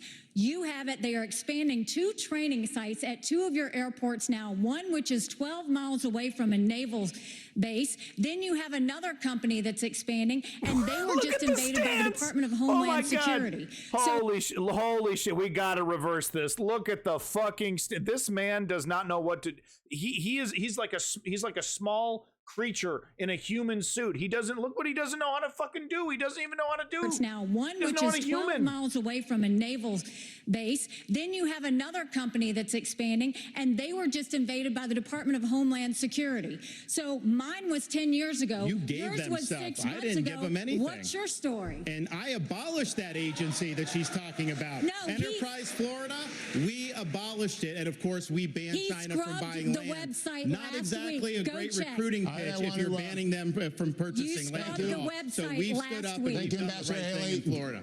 Mr. Ramaswamy, we've talked about this. Oh, you boy, campaign here on we TikTok. go. How do you get TikTok banned if you use it? Well, I want to laugh at why Nikki Haley didn't answer your question, which is about looking at families in the eye. In the last debate, she made fun of me for actually joining TikTok while her own daughter was actually using the app for a long time. So you might want to take care of your family first. Leave my before daughter preaching out to of your anybody else, voice. your adult daughter. The next generation of Americans are using it. Boy, she was ready with that one. And that's actually the point. You have her supporters propping her up. That's fine. Here's the truth. You're just the easy scum. answer is actually to say You're just dumb.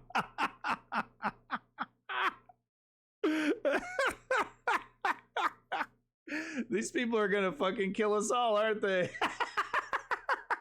that we're just going to ban one app. We got to go further. We have to ban any U.S. company actually transferring U.S. data to the Chinese. Here's a story most people don't know. Airbnb hands over U.S. user data to the CCP. Now, that's a U.S.-owned company. So this is the problem when you have Republicans that temporarily go the way the winds blow, and now it's popular to talk tough on China. When she was UN ambassador, called them literally, her words, not mine, our great friend. You can't be fair weather fans of the right policy. Get to the root cause. Even U.S. companies in Silicon Valley are regularly doing it. Cut the virtue signaling. The fact of the matter is Democrats are on TikTok today. The only person, one of the few people who is putting up content the way the actual algorithms work, speaking for pro-Israel views or others, is Ambassador me. And I Haley, predict more Republicans will join it. But stop U.S. companies from turning over data to Chinese companies. That's the real Moderators answer, not the like virtue Kristen signal. don't get to respond to personal attacks, but you do. Thank you very much. You know, when he talks about me praising China, he doesn't know the fact that the reason China was praised was because I negotiated with China and Russia the largest set of sanctions against North Korea in a generation. That is literally the reason North Korea stopped testing ballistic missiles. So I said China did good on their part. Did? That was a negotiation you could never is do. what you said, Nikki. Those are your words, not mine. And so just own up to it. You would never you can have been change able your to mind. get That's that allowed. negotiation But don't done. lie to the people about I what have you've fought said or what you've done in against South China Carolina. my You have entire brought them to South career Carolina. at the Ron is United right Nations. about that. Every day I fought China, and I did it Look at the by actual making sure hard no facts. one You could brought get them to this any country. agency heads in UN. I did it by making sure that we called them out on human rights. I did it by making sure that we You know, Vivek was really expecting a big night tonight. He's really kind of fucking, he's really like flopping in the wind right now, I gotta say. Every time he tries to go up against Nikki, he really does make a fool of himself. It really is funny. We held them accountable on everything that they did. That's the reason we got out of the Human Rights Council. That's the reason we called them out. And there's not been a day I haven't Nikki, stopped Senator reading Scott, it is your turn. Policy Mr. experience with the millions you Ramaswamy, made afterwards. everybody else is hanging on to the rules here, Mr. Ramaswamy. Senator Scott. Thank you. We should. The first we should have Nicolas Maduro, Florida, in economic turmoil. Much. We're now going to talk about Venezuela, where millions have fled political and economic turmoil. Venezuela. Many Venezuelan immigrants are settling right here in Florida. Venezuela. Former President Trump and President Biden have taken different approaches to Nicolas Maduro's regime with little result. Former President Trump put economic pressure on Venezuela and backed one of Maduro's rivals. President Biden temporarily eased sanctions to encourage electoral reforms. Governor DeSantis, do you see the political situation in Venezuela as a threat to the United States, and what would your approach be? Is that the one with Vivek rely on Venezuela for oil like Biden has had to go beg. I'm going to unleash all of America's energy potential. On day one, I'm taking all the Biden regulations, the Green New Deal, ripping it up and throwing it in the trash can where it belongs. We're going to lower. How uninterested does Jake Paul look in that fucking video? Your gas prices. Pathetic. We're going to create jobs. We're going to lower energy costs, but we're also going to be more energy independent and secure. We'll choose Midland over Moscow. We'll choose the Marcellus over the Mullahs, and we'll choose Bakken over Beijing. That is good for America's national security. Biden's Green New Deal, That's good for Venezuela, it's good for Russia, it's good for Iran, and it's good for China. So I would turn the screws on the Venezuelan regime. I think it's a corrupt, dictatorial regime. Yeah, because that's going to fix it. Let's have America further pressure Venezuela, guys. It's been such a winning policy so far. And we should never go hat in hand begging for oil from them. Just to be clear, would you reimpose the sanctions? Yes, absolutely. Ambassador Haley, what would you... Guys, buying oil is begging for oil, guys. Did you know that? Your approach be? You know, I stood on the Simon Boulevard Bridge and watched thousands of Venezuelans cross for hours in the hot sun, holding their babies to get the one meal they might get that day, going from Venezuela to Colombia. They were fleeing socialism and begging for freedom. We need to make sure that we do everything we can to sanction Maduro. We shouldn't be getting dirty oil, and Biden just gave 500,000 Venezuelans temporary priority status, which is just going to have more of them come. But on the energy side, it cracks me up that Ron continues to do this. He has opposed fracking. He's opposed drilling. Last time he said it wasn't true, and everybody found out that it was true. He opposed it before Florida voters even voted on it. That one was for you, Kim He was praised Goblin. by the Sierra Club, and you're trying to make up for it and act like you weren't a liberal when it comes to the environment. You were. You always have been. Just own it. Just own it. You didn't want to destroy the environment totally. Just own it. I want to fuck the environment. I want to mouth fuck the environment. Fuck the environment. Are you kidding me? I pour dirty oil into my front lawn every day because I fucking hate the environment. Ron DeSantis doesn't hate the environment. If that's the and he does. He totally does. He's like, oh, what are you talking about? I fuck the environment. I fuck her every day. What are you talking about? case, but don't keep saying you're something that you're not. Let me respond to that. Our whole energy plan, you can't get the shale without fracking. We are absolutely going to frack, but I disagree with Nikki Haley. I don't think it's a good idea to drill in the Florida Everglades, and I know most Floridians agree with me. You banned fracking. Thank you very much. Lester? All right, thank you. Let's turn to one of the biggest issues for They're voters. so that, dishonest. of course, is the economy. This is he doesn't allow oil drilling in the fucking Everglades, one of America's most precious wetlands, and she dishonestly interprets that as you're banning fracking. Nikki, you don't want to drill oil in the Everglades, Nikki. It's a bad idea, Nikki. question that will go to all of you. An Iowa voter recently told NBC News, how am I going to make sure my pantry's stocked without breaking the bank? You've all said the best way to deal with rising prices is to cut government spending. But that would take time to play out, and Americans are struggling right now. Senator Scott, I'll start with you. What would you do the moment you take office to help Americans manage the cost of living? So we're talking about short term here. My mother was a single mother who raised me and my brother in a very challenging economic situation. I agree with that one, Woke The first Patriot. thing I can tell you is that when your gas price... Shut the hell up, man. You are so irrelevant, it hurts. To be honest with you. Wow, they're giving this guy a lot of time. Let me ask the same question to Governor DeSantis. Can you give us some, you ticked off a number of things a moment ago, but some specific examples of ways that would put people on a better economic footing right away? So I started off working minimum wage jobs. I did $6 an hour as an electrician's assistant. I worked all kinds of things to be able to get through school. And I did that because I believed in America, if you work hard and get the most out of your God-given ability, you can get ahead. And what's happening now, many of you are working hard and you're falling further and further behind. What I've a met lie. people in Iowa, New Hampshire, and all across the country who've talked about What all a the burdens lie. that they're facing with the rising prices. And I've heard from multiple people the same story. When they go grocery shopping, what they now do is they figure out what they have to take out of the cart once it's ringing up, because it rings up so much faster and so much higher at the cash register that they can't afford the full cart of groceries anymore. We have to restore the American dream in this country. What can you do on day one? Here's what I'm going to do. I'm going to take Okay. I better be hearing a really good policy about how you're going to help the lower middle class people. Okay, you just talked about grocery store prices, okay? What are you going to do for me? I'm some, gas station attendant. What are you going to do for me, Ron? all the executive orders, the regulations, everything involving Bidenomics. I'm going to rip it up and I'm going to throw it in the trash can on day one where it belongs. That is going to give the economy breathing room. So a bunch of tax cuts for the rich. That's what you're going to do, huh, Ron? Breathing room for the economy, huh?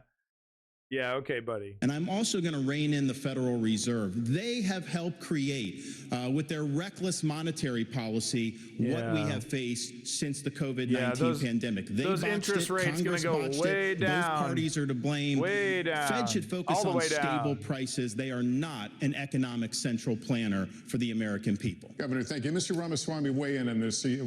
Ways that you can improve people's financial condition in the short term. Right, and as a CEO, the economic question is core to my vision and policy prescription for this country. Increase the supply of everything. It's the law of supplies and demand. Increase the supply of energy. That brings down the cost of energy, grows the economy. Drill, frack, burn coal, embrace nuclear. Increase the supply of labor in this country.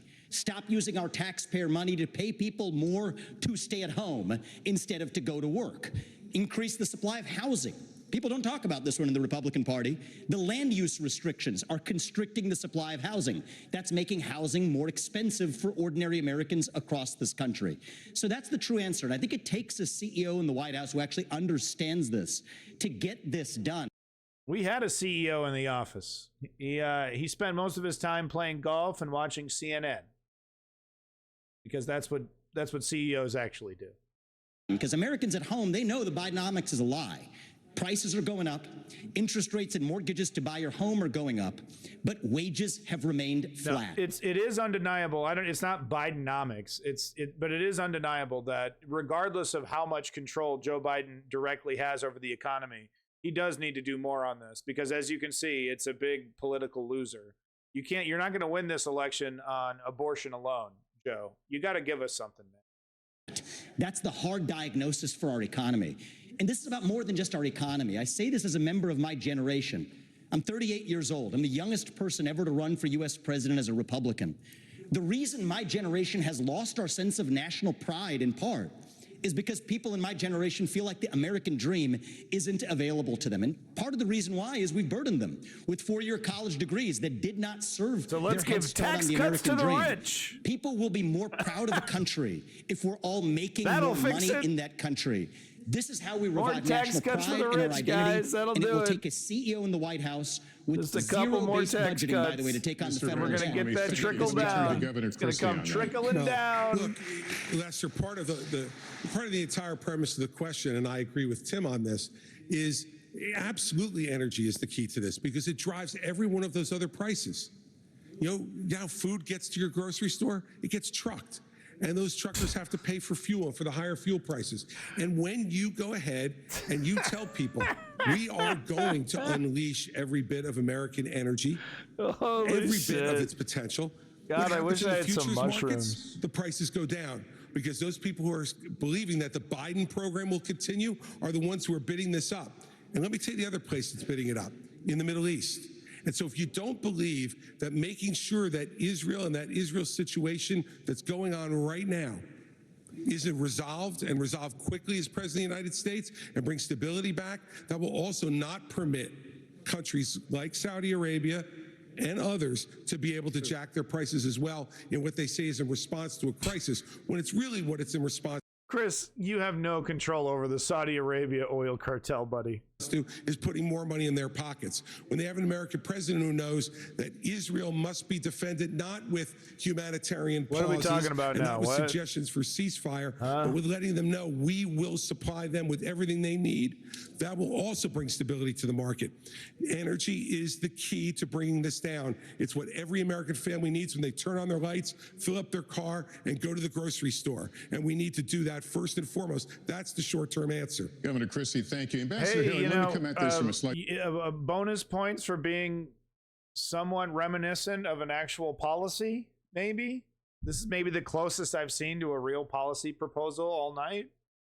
Maybe. Different direction. Americans in rural communities are being especially squeezed by inflation right now. An Iowa State University study found that last year inflation cost rural households about an extra $5,000.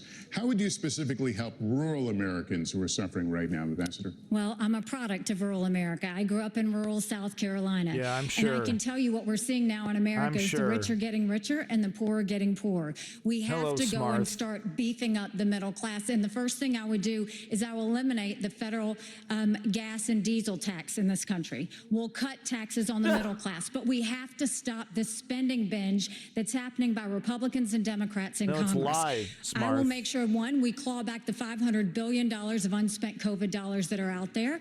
Instead of 87,000 IRS agents going after middle America, we'll go after the hundreds of billions of dollars of COVID fraud that exists, one out of every $7. We'll stop the spending, we'll stop the borrowing, we'll eliminate the earmarks, and I'll veto any spending bill that doesn't go back to pre-COVID levels. That will cut trillions. It's not 1 hour old. We're not even 20 minutes behind, guys. This is fucking live. And allow us to be safe. We also need to be not energy independent, energy dominant. We are blessed with resources. Let's do it. But the reason no one should give you a number, Hugh, on the amount of ships in the Navy is because in a few years, our interest expense is going to be more than our defense budget. So no one can give you that number. It was not fucking earlier today, woke patriot. It's not fucking earlier today. It's happening right fucking now. It's live.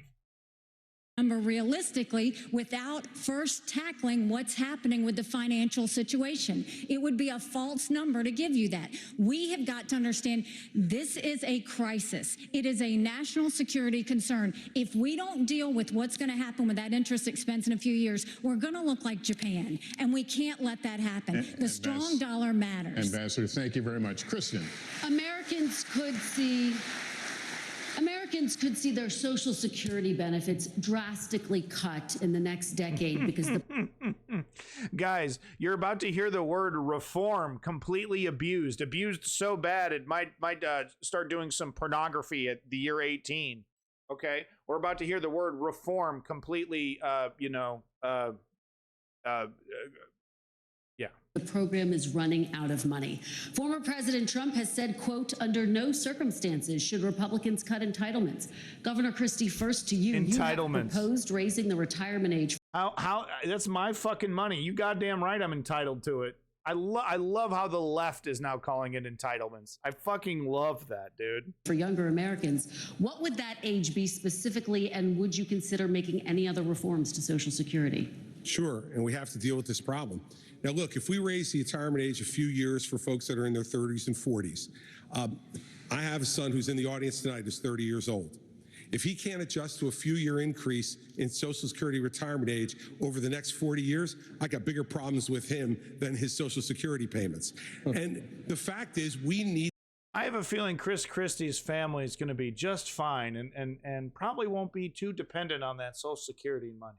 What do you guys think? You think Chris Christie's family going to need that Social Security? His son specifically, maybe a cousin, maybe a nephew somewhere, further down the tree. But do you think Chris Christie's son's going to really give a shit about his Social Security check? We need to be realistic about this. There are only three things that go into determining whether Social Security can be solvent or not: retirement age, eligibility for the program in general, and taxes. That's it. We are already... I'm glad he mentioned taxes. I was about to interject with taxes. I'm really glad he mentions taxes, because all these taxes these guys are talking about cutting, that could be going into Social Security and making it solvent.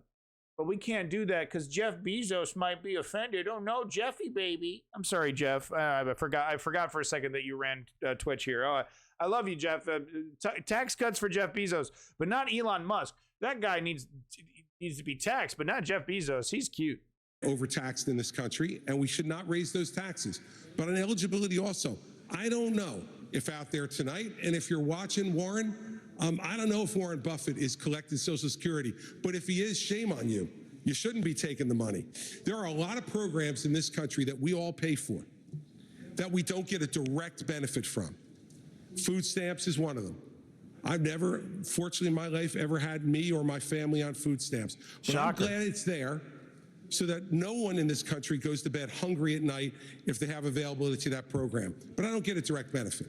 The fact is, on Social Security, remember why it was... What is this communist talking about? Helping the poor? Yeah, that's a big Republican winner, buddy. Okay, just please get your ass back to ABC immediately. I have a prediction. I think Chris Christie's going to drop out of the race in 1 to 2 weeks after this debate. He's done. This is enough. established. It was established as a safety net program to make sure that no one would grow old in this country in poverty. That's what we got to get back to. Rich people should not be collecting Social Security. Governor, can you give me a specific age? 69, 70? What would the age be? No, look, that's going to be a power of a negotiation with Congress, Kirsten. And hell, I'm not going to start negotiating until I get there. All right, Ambassador Haley, let me have you weigh in that's on this. That's a good response. I like that response, that you actually. would be open to raising the retirement age. Have you determined what that age would be specifically, and what other reforms are you looking at? So first of all, So are you seriously smart? You're seriously saying, well, because we haven't been able to, because corruption has taken over and we're not collecting taxes, why should we worry about collecting taxes now? Where's your spine? Where's your backbone? You're just going to acquiesce everything to the rich? Well, they've been stealing and not paying taxes for years anyway, so what's the problem? Really? Are you that pathetic? Tax the fucking rich. It's not a fucking hot take. Candidate that tells you that they're not going to take on entitlements is not being serious. Social Security will go bankrupt in 10 years. Medicare will go bankrupt in 8. Yeah, right tax. now you Tax have the Ron rich. and Trump joining Biden and Pelosi saying they're not going to change or do any sort of entitlement reform. What we need to do is keep our promises. Reform. Those that have been promised should keep it. But for like my kids in their 20s, you go and you say we're going to change the rules. You change the retirement age for them. Instead of cost of living increases, we should go to increases based on inflation. We should limit benefits on the wealthy. Bernie Marcus can tell you he hates getting that check. Limit the benefits on the wealthy, and then expand Medicare Advantage plans. Seniors love that, and let's make sure we do that so that they can have more competition. That's how we'll deal with entitlement reform, and that's how we'll start to pay down this debt. And so make it so that we can have more competition, aka let's inject a bunch of private markets to steal and grift old people in their health in their final years. Evil, evil, evil. You give me a specific age? Have you determined the age? Again, you have to work with Chris. No. What I can tell you is it's going to be. You need to increase taxes to make this solvent. That's the real solution. And they're all just cut, and make changes and make changes. It's all in an effort to fucking destroy it. And let's not forget, Barack Obama agrees with Nikki Haley, and Barack Obama and the neoliberal party wanted to do what Nikki Haley is talking about right now. I guess they dropped it when they saw it was a kind of a stinker. I don't know why Biden hasn't brought it back. Be those in their 20s just coming into the system. Entitlement reform. More of life expectancy. It doesn't do that now. All right, Mr. Ramaswamy, have you determined if you would touch entitlements and Social Security? This is going to be great. Cut everything. So this is really important right now. We're working within the last window I believe we will have to actually fix this problem while still leaving Social Security and Medicare benefits for current seniors intact. I'll tell you how. The other candidates assume, like Nikki, that it can't be done. And on her math, she's right about it. But her math assumes $7 trillion of our $33 trillion national debt going to fight wars like in places like Iraq and Afghanistan. Minus that, our national debt would be $26 trillion right now. Then you go to zero-based budgeting, which I've proposed as a CEO. It's how I've run businesses. It's how many CEOs. You can't run a country's budget like you run a business's budget. In the case of America, it's healthy to run a deficit, not trillions and trillions, but the idea that that it would somehow benefit America if America paid all of its bills, it's such a lie. It's such a fucking lie, man. And the Republican Party has never had the desire or ability to do what he's talking about. It's going to be a fucking spend fest. It's going to be so egregious. Tax cuts for billionaires and oil subsidies and subsidies for private organizations. Billions and trillions of dollars handed into the pockets of corporate America. That's what they're going to be doing. Not zero budget, whatever. They're not paying any bills. And if you don't believe me, look at history. For the love of God, look at history, especially if you're a Republican. Look at the history of the waste, the greed that fucking started in the Reagan era. Yeah, look it up when he was leaving office. Look what was up with the budget when Reagan was leaving office. Just do it. Run businesses. Don't use last year's budget as the baseline. Start with zero as the baseline and then ask what's actually necessary. 75% headcount reduction. Yes, that is severe. In the number of federal employees in the Washington, D.C. bureaucracy. Fire everybody. Shut down redundant agencies that should not exist. deliver economic growth as a positive tailwind. I think we can get to 3, 4, maybe even 5% GDP growth if we really take the regulatory shackles off of our economy. That's exactly what CEOs like Vivek does, right? They take over a company, they fire massive swaths of their workforce, they make those early quarterly results look really, really good, and then they fucking bail before the whole thing catches on fire, because it turns out to run a business, you can't do it with 2 janitors and a fucking executive assistant. So yeah, no, let's let Vivek Ramaswamy do a motherfucking Mitt Romney to the country and just cut, and fire away so that those quarterly reports look really fucking good, right? Yeah, because that's somehow gonna benefit you sitting in your fucking house, you know, wondering how you're gonna pay the rent. And against that backdrop, I believe this is our last best window to be able to take care of our national debt problem through those severe measures, exactly, including sacrificing the foreign wars that many bloodthirsty members of both parties have a hunger for. That's the one secret for how we're going to be able to do this, and that requires discipline. So we can't have the first conversation we were having, sending foreign aid willy-nilly to countries whose national debt per capita is less than ours. Thank you, But if we Mr. do this Ramaswamy. correctly, I think this is our last window, and it'll take a CEO from the next generation to do it. Thank you very much. Senator Scott, weigh in here. What are you looking at to keep Social Security sustainable? The bottom is watch the till 91. Governor, just say sustainable. Well, look, Be open to raising the retirement age, and how would you keep Social Security sustainable? Well, look, as governor of Florida, I know a few people on Social Security, and I know it's important. My grandmother lived till 91, and Social Security was her sole source of income, and that's true for a lot of seniors throughout this country. So what I'd say to seniors in America, promise made, promise kept. I understand what you're going through with the rising prices, and you need that Social Security check. So we'll make sure to get that done. What can you do to help shore up Social Security? One of the things that's causing problems is the inflation. We have to reduce inflation. When you have higher inflation, the seniors get a cost of living adjustment, which means the program's spending more, but it doesn't cover the increase in the actual inflation rate. We also do need to get to at least 3% growth. You're never going to be able to have issues, be able to solve the budget without that. But I would note this. Congress for decades took money from Social Security. Social Security would have more tax revenue than it put out. They would take it and then they'd write an IOU to Social Security. Smarth, the whole fucking idea that all of a sudden regular Americans like you and me, all of a sudden our lives are going to get better if the fucking budget is paid off is a complete fucking lie. Because yeah, no, we can't obviously have deficits running in the trillions. We got to pay it back. We got to do it smart.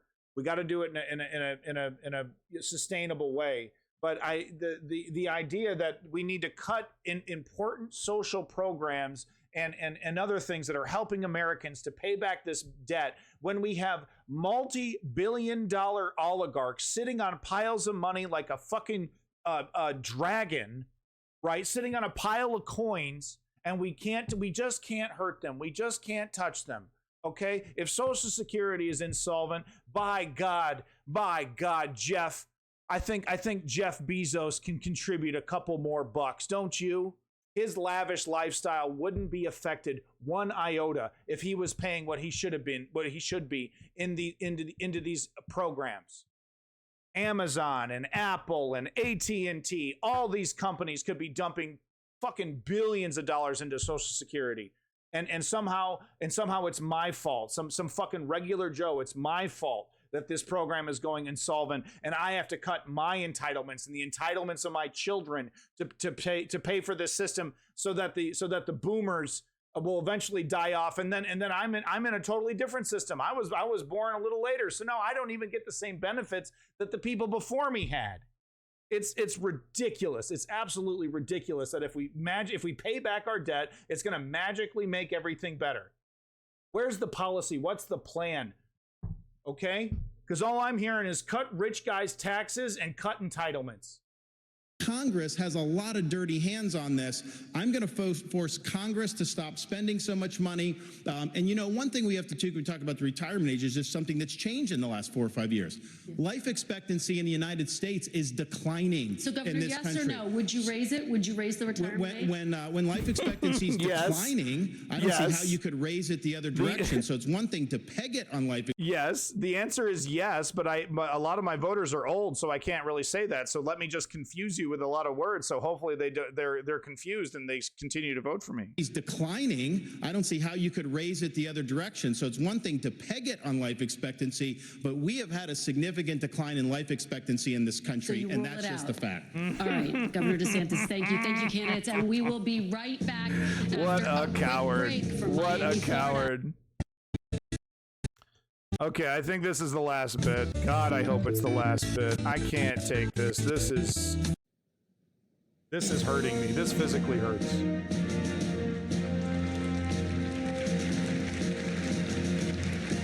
How are you gonna fuck over the middle class? Oh, I'm gonna fuck them good. I'm gonna fuck them harder than I fuck the environment. Back to tonight's NBC News Republican presidential debate. Smart. Once again, here's Salem Radio's Hugh Hewitt. Thank you, Lester. When NBC News talks to voters, when I talk to voters every day, they all say that the border is a top issue. It can mean a lot of different things. It can mean 2 million people who crossed illegally last year. Show me the fucking polling, Hugh. Show me the fucking polling that proves that, Hugh. What you're standing outside a grocery store where people can't buy the groceries that they used to. They walk up to you. I'm really concerned about the border, Hugh.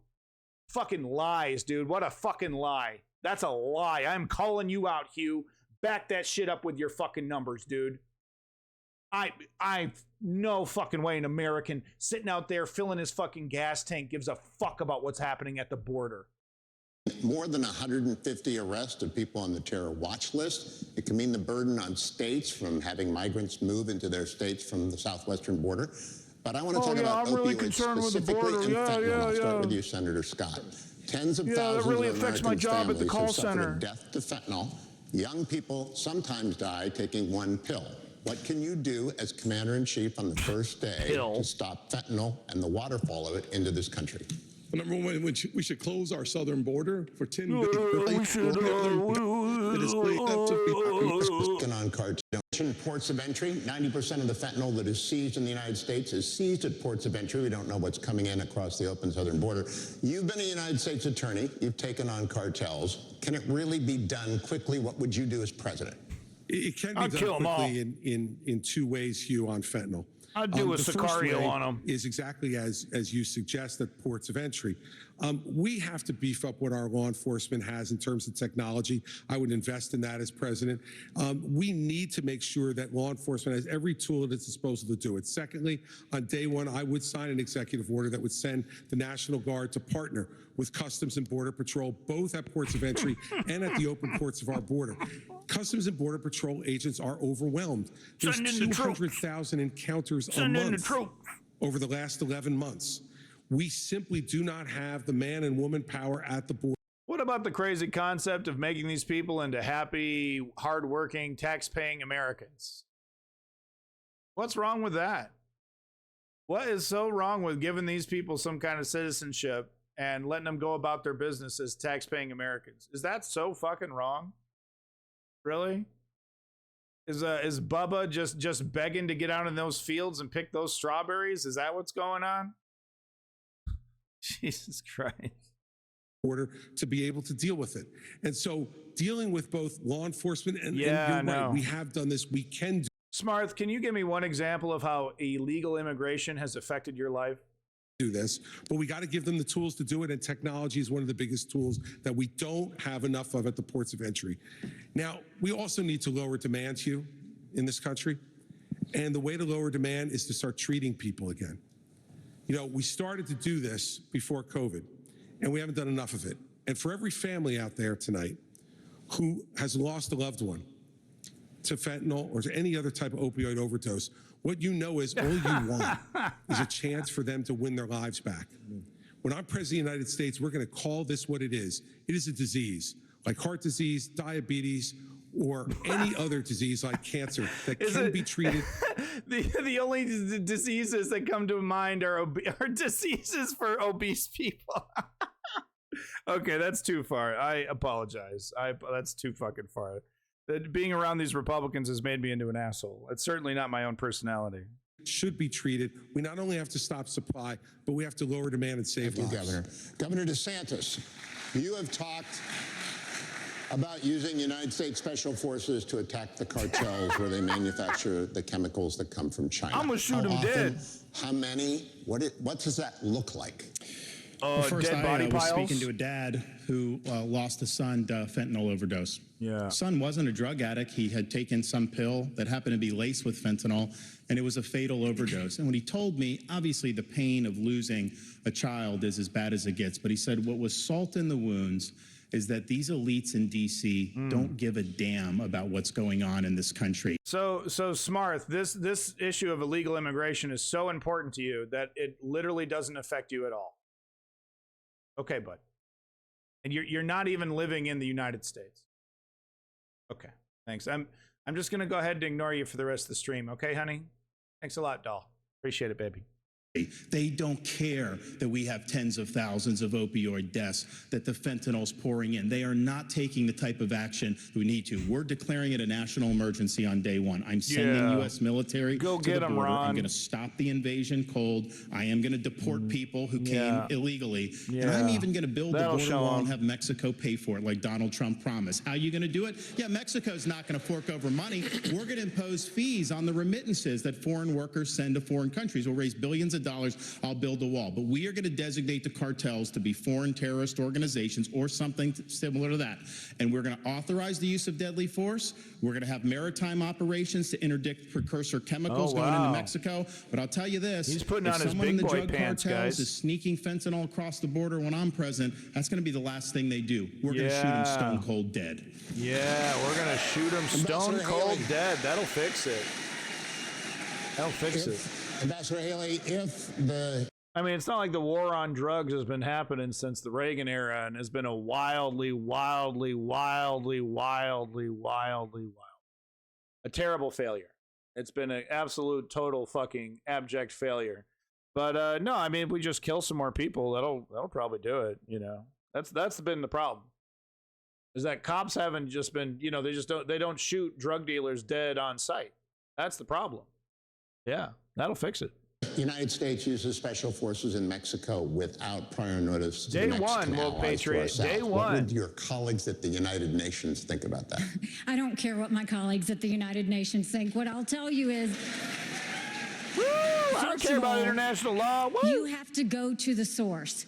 We have lost more Americans in the Vietnam, Afghanistan, and Iraq wars combined. We lost 75,000 Americans last year. Go to the source. It is the reason why we'll continue to say we will end all normal trade relations with China until they stop murdering Americans. You watch how quick that flow stops. The second thing is we'll send special operations in to take out the cartels. We need to go to where they're distributing it. The second any of these cockamamie schemes get in the way of revenue, get in the way of money, they'd be like, I guess we'll table that one. They're not doing any of this. The moment an oligarch comes to them and say, you're not touching my business with China. If you do anything with my business with China, I am going to burn your party to the ground. What do you think those wealthy donors are going to do? Jesus Christ. Where the supply centers are and take them out. We'll put 25,000 more Border Patrol and ICE agents on the ground and let them do their job. But cut the federal government, guys. Sanctuary cities. We will go back to the Remain in Mexico policy so that everybody stays in Mexico and they never get here in the first place. More ICE. And instead of catch and deport, we'll go to catch and release. I'm sorry, instead of catch and release, we'll go to catch and deport. That is the way we'll deal with the border. Those are the things that we have to do going forward. But I do agree with Chris. One of the first things that we have to do is really focus on mental health and addiction Unless you're centers. being facetious, then I'm sorry. It is something that is needed in our country terribly because we don't deal with mental health. And someone who doesn't get care for mental health. Guru, no. Well, Hugh Hewitt, when he talks to voters, it's the first thing they say. They go, hi, Hugh Hewitt, I'm regular Joe. What about the border? It's the most important thing in the world to me, Hugh. Falls into addiction, and we owe it to them to treat it like the cancer that it is. Mr. Ramaswamy. No, Bike Shop Guru. It's the most important issue in America, Mexico, bud. Shoot them stone cold dead at the border. One thing I just want to say, and how we're talking about this issue is, like Ron, I've actually met many parents across this country who have lost their kids to laced pharmaceuticals that have fentanyl in them. The only thing I would ask, Ron, I think you'd be on the same page with me on this. Let's not even call that an overdose. Right. That is not an overdose. That is poisoning. If you put that fentanyl in a Big Mac, we would not call that an overdose. You'd call it what it is. It's closer to bioterrorism. And I say that because as it uniquely relates to this crisis, that does warrant more aggressive means to deal with it. So there's a new presidential election in Mexico in 2024. People may not be aware of that. It's going to be someone other than Obrador, who has been a disaster in Mexico. I think he's even mentioned me obliquely in speeches to say that somebody who would do this shouldn't get anywhere near the White House. War on drugs is going to be win when we start shooting. There's going to be someone else in charge. I hope to build a good relationship with that next president of Mexico. We'll use our own military to seal our own southern border. What we need to do is stop using our military to protect somebody else's border halfway around the world when we're short right here at home. Get serious about protecting this border. And then the other thing that hasn't been discussed is the northern border. I'm the only candidate on the stage, as far as I'm aware, who has actually visited the northern border. There was enough fentanyl that was captured just on the northern border last year to kill 3 million Americans. So we got to just skate to where the puck is going, not just where the puck is. Don't just build the wall, build both walls. Can't just complete the wall, use the military to seal the Swiss cheese for the tunnels that they're actually building underneath that wall. Thank you, Mr. Ramaswamy. And actually get this job Bomb done. the Canadian Hamas tunnels, guys. Bomb the Canadian Hamas tunnels. Let's talk now about last night's election results. Abortion rights supporters saw victories in Ohio and Virginia following earlier wins in states like Kansas and Kentucky. Governor DeSantis, first to you, how do you see the path forward for Republicans on this issue? Well, I stand for a culture of life, and I understand that it's important that everyone get his... Man, they're going down on this ship, and they have no choice. They have no fucking choice, dude. Maybe Vivek will come in. Maybe Nikki Haley will say something. It is a big electoral loser, pro-life, anti-abortion views, and they can't be hypocrites on it. There's just too many old boomers who that's the only thing they want to hear is you're gonna ban abortion and make sex illegal, all that shit. That's the only thing they want to hear. A shot. I'm reminded of a story about a young mother who was struggling in Jamaica about 45 years ago. She was counseled to not have a baby because she was poor, baby wouldn't have opportunity, and she came close to having an abortion, but she decided to have the baby born poor in Jamaica. And the reason I know that story... Ron DeSantis, if your daughter was raped by your uncle, by your brother, I guess, her uncle, would you allow your daughter to get an abortion? Ron DeSantis. Is because that baby girl ended up... I got a feeling his culture of life will be put to the side for a minute. Immigrating to the state of Florida, becoming a lawyer and a judge, and I appointed her to the Florida Supreme Court in August of 2022. We're better off when everybody counts. We're better off when we can promote a culture of life. At the same time, I understand that some of these states are doing it a little bit different. Babies. Texas is not going to do it the same as New Hampshire. Iowa's not necessarily going to do it the same as Virginia. So you got to work from the bottom up. You got to do a better job on these referenda. I think of all the stuff that's happened to the pro-life cause. They're literally hot off the... Yesterday, there was literally an election yesterday, a mid-year election yesterday, and Republicans lost handedly because of their views on abortion. He's changing nothing about it. You know, it's a good thing that they're destroying democracy, because if these guys were held to a democratic standard, they would be totally irrelevant. I'd be like fucking celebrating. I'd be like, yeah, Ron, go for it, baby. Keep talking about how you're gonna make 12-year-olds carry their rapist babies. You keep doing that, buddy. But because these guys are actively destroying our democracy with the goal of completely eliminating it, oh yeah, you'll vote, but it won't fucking matter. It's a serious danger, because they're gonna impose these ideas on the American public by force. It is going to be a tyrannical dictatorship where these ideas are forced on the American public. That is the reality that we're facing. If democracy was strong, these guys would be jokes, would be, you know, third string nobodies. But because they are destroying the democracy, they have the power to get into positions where they can enact these policies without your choice, without your opinion, without your voice. They have been caught flat-footed on these referenda, and they have been losing the referenda. A lot of the people who are voting for the referenda are Republicans who would vote for a Republican candidate. So you got to understand how to do that. But let's just be clear. The Democrats have taken a position. They will not identify the point at which there should be any protection all the way up until birth. Lie. That is wrong, That's and we lie. cannot stand for that. That is Governor a DeSantis, bold-faced thank you. lie. Ambassador Haley, let me have you weigh in. Former Bold-faced President lie. Trump has consistently blamed the abortion issue and how Republican candidates have talked about it for their electoral losses. How do you see the path forward? You know, I've said it before. I think you have to be honest with the American people. This is a personal issue for every woman and every man. I am unapologetically pro-life, not because the Republican Party tells me to be, but because my husband Michael was adopted and I had trouble having both of my children. So I'm surrounded by blessings. Having said that, when you look post-Roe, a wrong was made right. They took it out of the hands of unelected justices and they put it in the hands of the people. And now we're seeing states vote. And what I'll tell you is, as much as I'm pro-life, I don't judge anyone for being pro-choice, and I don't want them to judge me for being pro-life. So when we're looking at this, there are some states that are going more on the pro-life side. I welcome that. There's some states that are going more on the pro-choice side. I wish that wasn't the case, but the people decided. But when it comes to the federal law, which is what's being debated here, be honest, it's going to take 60 Senate votes, a majority of the House, and a president to sign it. So no, we haven't had 60 Senate votes in over 100 years. We might have 45 pro-life senators. So no Republican president can ban abortions any more than a Democrat president can ban these state laws. So let's find consensus. Let's agree on how we can ban late-term abortions. Let's make sure we encourage adoptions and good quality adoptions. Let's make sure we make contraception accessible. Let's make sure that none of these state laws put a woman in jail or give her the death penalty for getting an abortion. Let's focus on how to save as many babies as we can and support as many moms as we can and stop the judgment. Ambassador. We don't need to divide America over this issue anymore. Thank you, Ambassador. I don't agree with her, but ironically, if the Republicans would be really smart to adopt that style of messaging, but they just can't help themselves. They don't know how to operate on any other gear except full-blown extremism. And that's just too many words. That's too many words. Yeah, but the Republican Party would do really well to listen to Nikki Haley. Listen to the crowd there too. Wow.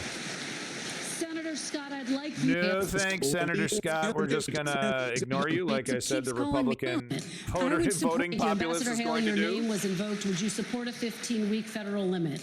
I would support anything that would pass because that's what would save more babies and support more moms. But you have to be honest with the American people, and I appreciate that Tim keeps calling me out for this. But Tim, there was a bill last year. Lindsey Graham sponsored it. You didn't even co-sponsor the bill. And then when you first were interviewed on this, when you ran, you wouldn't even say you were for 15 weeks. What I'm saying to the American people is, let's see what we can.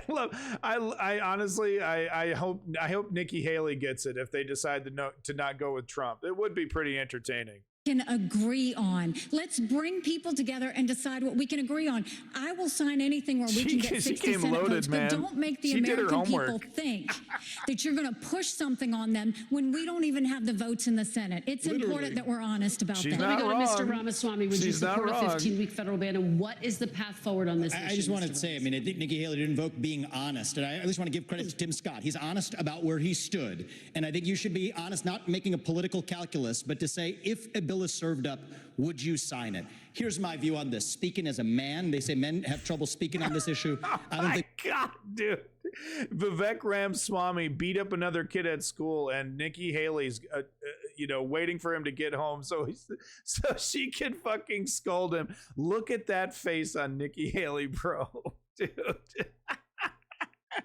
You are so fucking grounded, Vivek. I think we need to be that way. It was my home state of Ohio. I'm upset about this yesterday.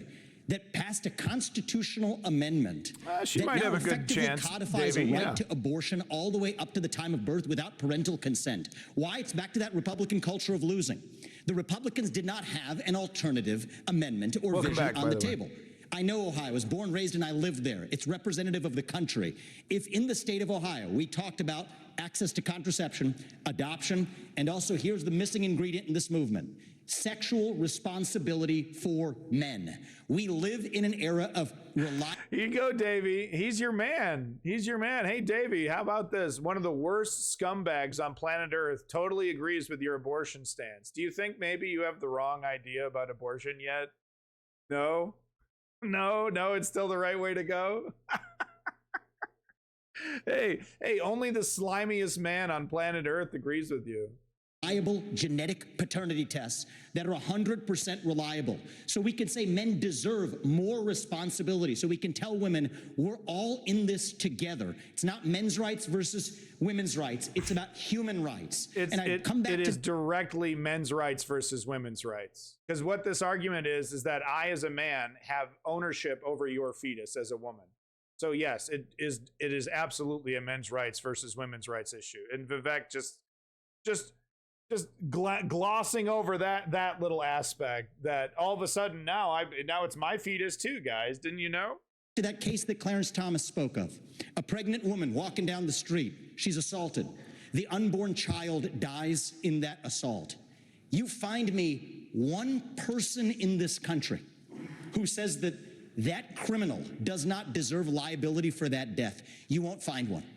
That says we share the same instincts on this issue, but we require, I believe, a different generation of leadership. Nice hypothetical, lead us bro. Forward and unite the country on this. Thank you. Honesty. Thank you, Mr. Ramaswamy. Governor Christie, as you know, federal limits that's a pretty good hypothetical, bro. Republicans. Where do you stand on this issue, and what is the path forward for Republicans? For 50 years, conservative lawyers have been arguing that the federal government should have absolutely nothing to do with this issue constitutionally because it's nowhere in the Constitution.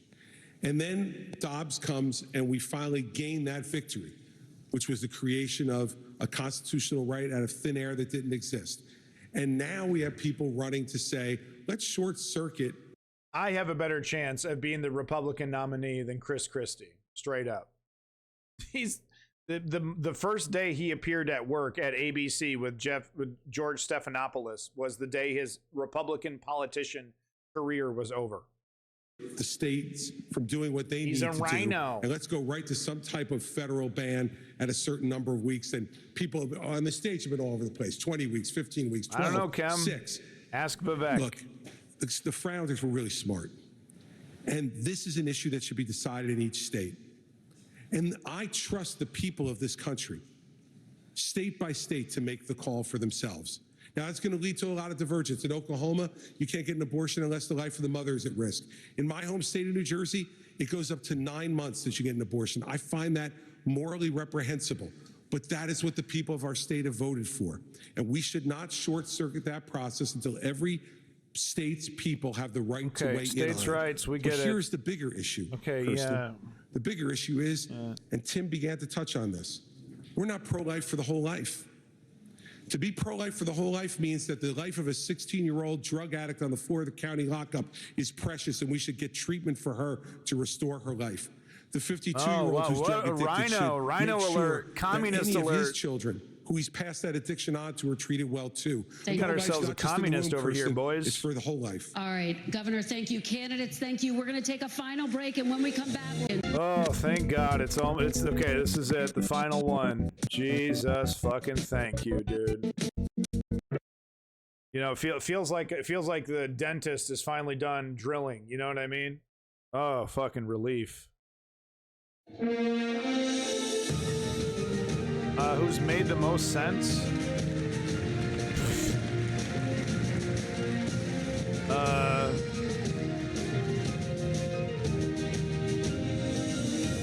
None of these sons of bitches make any fucking sense. What are you talking about? None of them. 2 hours for a debate. We know there are other major issues that are important to Republican primary voters. I'll ask you each to please use your closing statement to focus on any topic you didn't have time to address. Shut the hell up, dude. They're going to do whatever the fuck they want. No thanks, Tim. No thanks. Thank you for hosting tonight. Listen, it's a gift to be an American. And I'm running for president of the United States because I'm tired. I'm tired of seeing the division. I'm tired of seeing the anger. And I could see in the eyes of Americans. There might be a few other reasons why Chris Christie is tired. Hey-o! Americans, their exhaustion. Their exhaustion from the petty personal politics that have taken over this country over the last number of years. Yeah, no, they want more of it, Chris. To be a president of consequence, to do the big things, to make sure that America's role in the world stays number one. They want more anger. We stand up for our friends and allies around the world, and we stand up for what we believe in right here at home. Yeah. And it's not to eliminate our differences. Our differences has always been our strength as a country, not our weakness. But you can't truly say you love America unless you're ready to open up your heart to every American.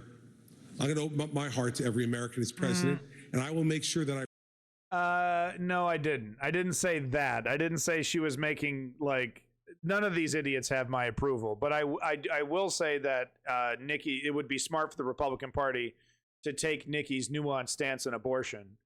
But, you know, they're not going to do that. I return honesty, integrity to the Oval Office. We deserve and should accept nothing less. Governor, thank you very much. Let's go to the woman's Mr. fetus, Kem Goblin. It's not your fetus, buddy.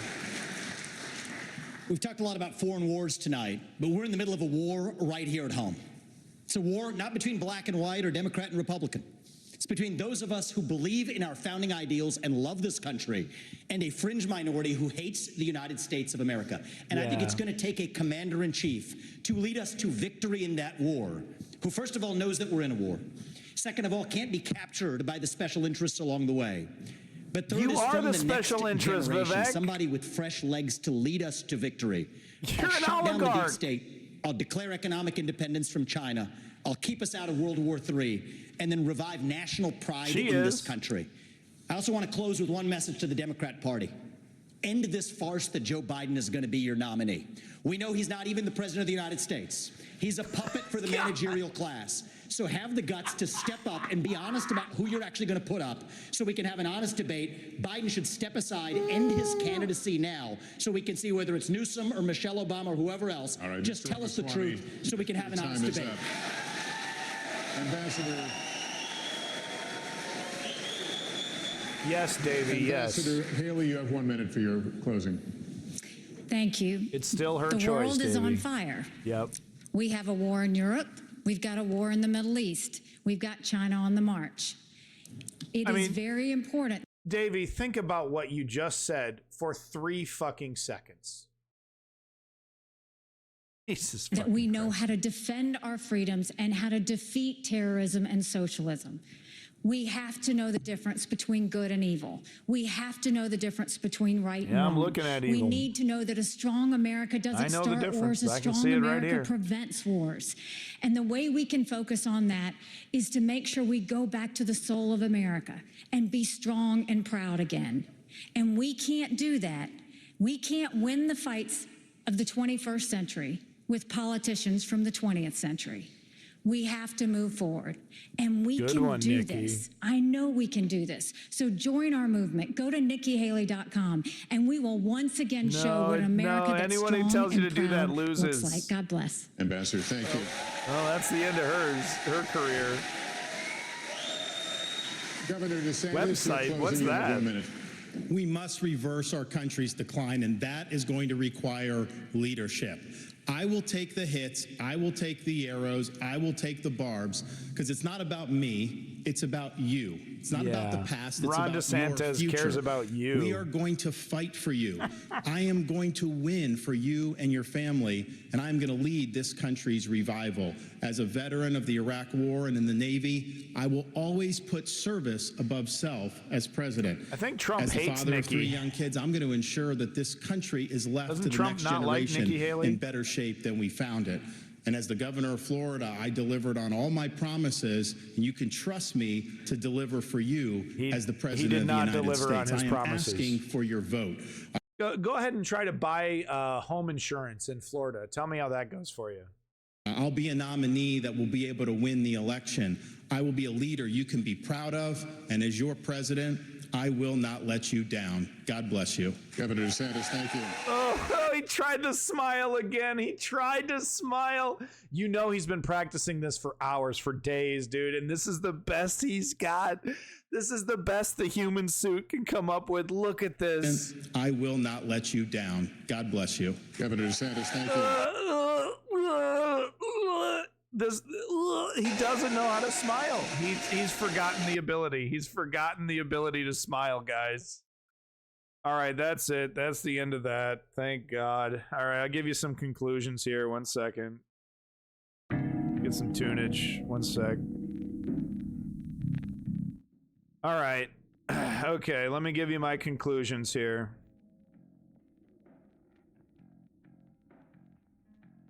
Her body, her choice, Davey. Take your men's rights bullshit to the fucking dumpster where it belongs. Okay, so who did I think won the debate? Well, okay, for me it's who do I think the Republicans are going to like. It's not about my personal choice. I'd pick the cameraman. Okay, I'd pick Joe the cameraman. Okay, that's my personal choice. The janitor, who's going to be cleaning this place up when everyone leaves. That's my choice. I can smile. I know how to smile, okay? All right? I'm not dead inside. I'm not an ex-torturer at Abu Ghraib like Ron DeSantis. Okay? I actually remember how to smile, and I've done it my whole life, unlike Ron, who has to fucking do facial training to know how to smile. So who do I think the Republicans are gonna like in this one? That's a tough one. That's actually a tough one. Vivek really didn't light my fire, my fascist fire. He wasn't really inspiring the fascist side of me.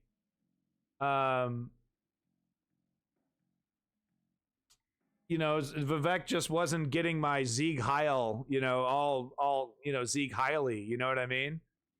I honestly, I guess Nikki Haley. I guess I'm gonna go with Nikki Haley because she appeared strong. You know, she had a here we go. I'm just trying to get a little tunage there. She had an appearance of strength. She had an appearance of standing her ground. So, see, that's fake smile. Oh yeah, okay, yeah. No, you're right. No, I smile just like Ron DeSantis. Am I doing it? Am I doing it right? He got a little tongue in there too. Did you notice that? He didn't know what to do with his tongue. My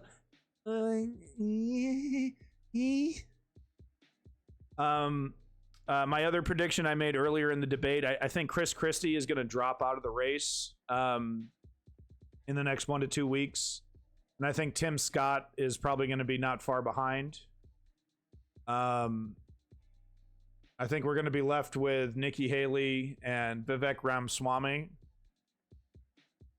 Ron DeSantis, I don't know. I think everyone around him is telling Ron DeSantis to drop out, but his ego just refuses because he had a small chance 3 months ago, and his ego, it just can't let it go. So I think we're gonna have more. So I think it's gonna be Ron DeSantis, Nikki Haley, and Vivek Ramaswamy as the final three that Trump is gonna have to anoint. But yeah, I mean, just to comment on the substance, you know, what I haven't said already. I mean, it's authoritarian, fascistic, frightening. Like I said, like if these people weren't trying to destroy our democracy, it would be hilarious. I'd be rolling in laughter. because, you know, if they were beholden to democracy, then I wouldn't have a thing to worry about, because they're so anti-public, right? They're so against what the public of the United States of America wants. You know, oh yeah, maybe they're pleasing a small section of their voters, but in terms of what the grand majority of Americans want for their lives, these people are not offering those, you know, are not offering Americans anything. So if democracy wasn't under assault, I would be a big smile on my face. But what worries me is if Project 2025 and all the other schemes come to fruition, and these right-wing fascists get what they want, and they become unaccountable to the American public, and this whole system becomes their little laboratory for theocratic fascism. I'm very, very much worried about it.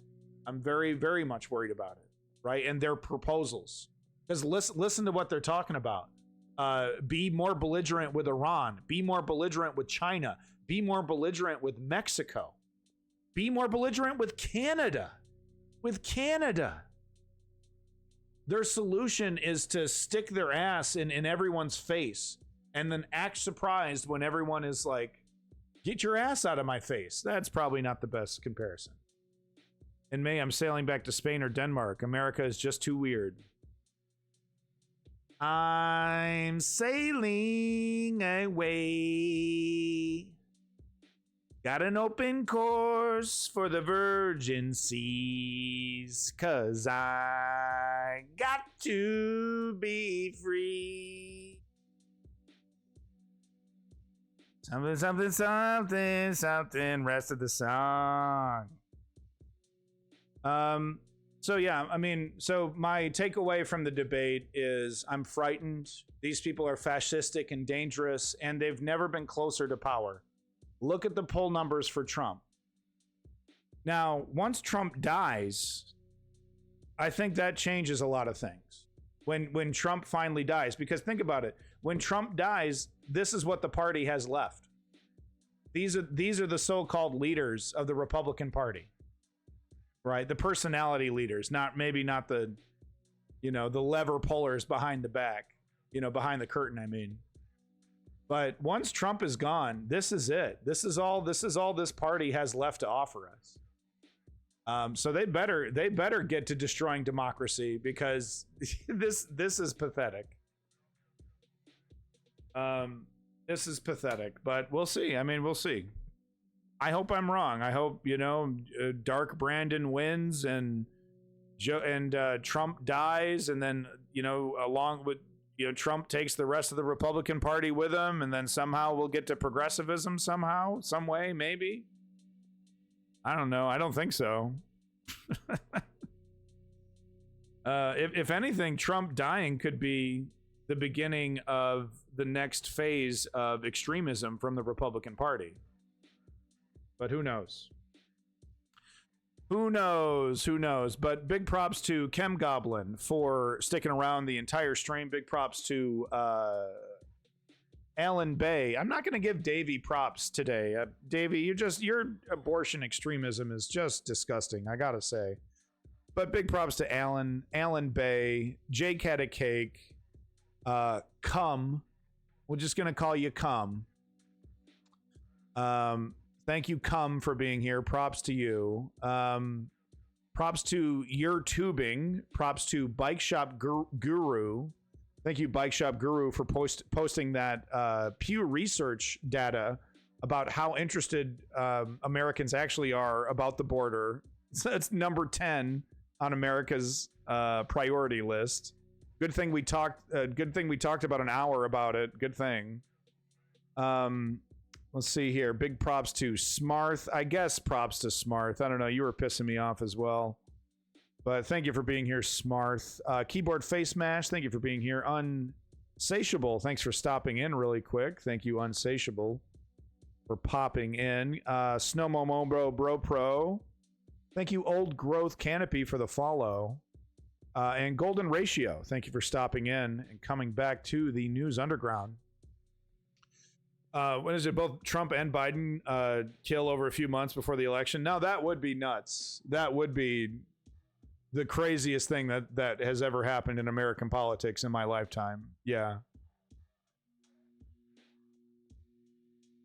Yeah, no, fine. You want to misclassify my stance that a woman has a right over her body autonomy as extremist? Yeah, fine. You want to go ahead and mislabel that? But no, it's her body, her choice. And I guarantee you, Mr. liberty-loving alpha male, that if the shoe was on the other foot and biologically, you know, only men could have babies, you would be firmly on the side of body autonomy. It's my body, it's my right. No woman can tell me what to do with my body. I'm a big tough man, and when I have a baby, I'm gonna have a baby like a big tough man when I want to. It's my choice. So I refuse to fucking believe that you would be okay with a gaggle of women telling you when you can have a baby, right? I'm not going to push a baby out of my asshole because some woman wants me to. I'm going to push a baby out of my asshole because it's my choice. That's what you would be saying. That's what you would be saying. Because, hey, Davey, would it be okay for the government to give you a vasectomy for some reason? Would you be okay with that, Davey? Government coming in and doing a forcible snip? Hey guys, who wants to bet Davey was making body autonomy arguments about masking in public during COVID? Who wants to bet? Who wants to bet Davey was like, well, this is my body, my choice. If I want to catch COVID, I can catch COVID. You can't force me to wear a mask. Huh?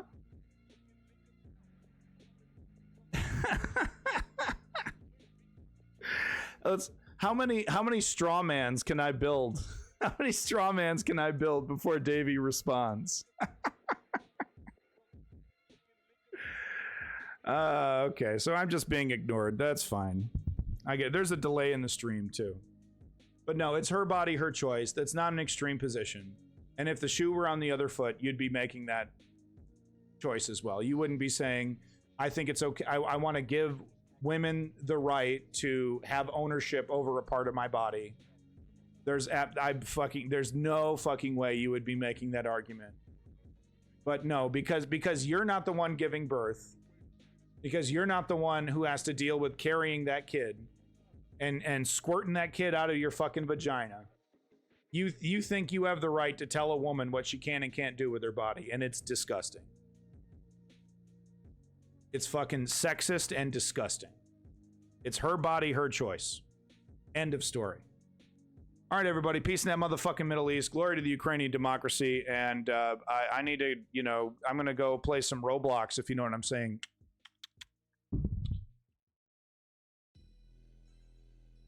Yeah, no.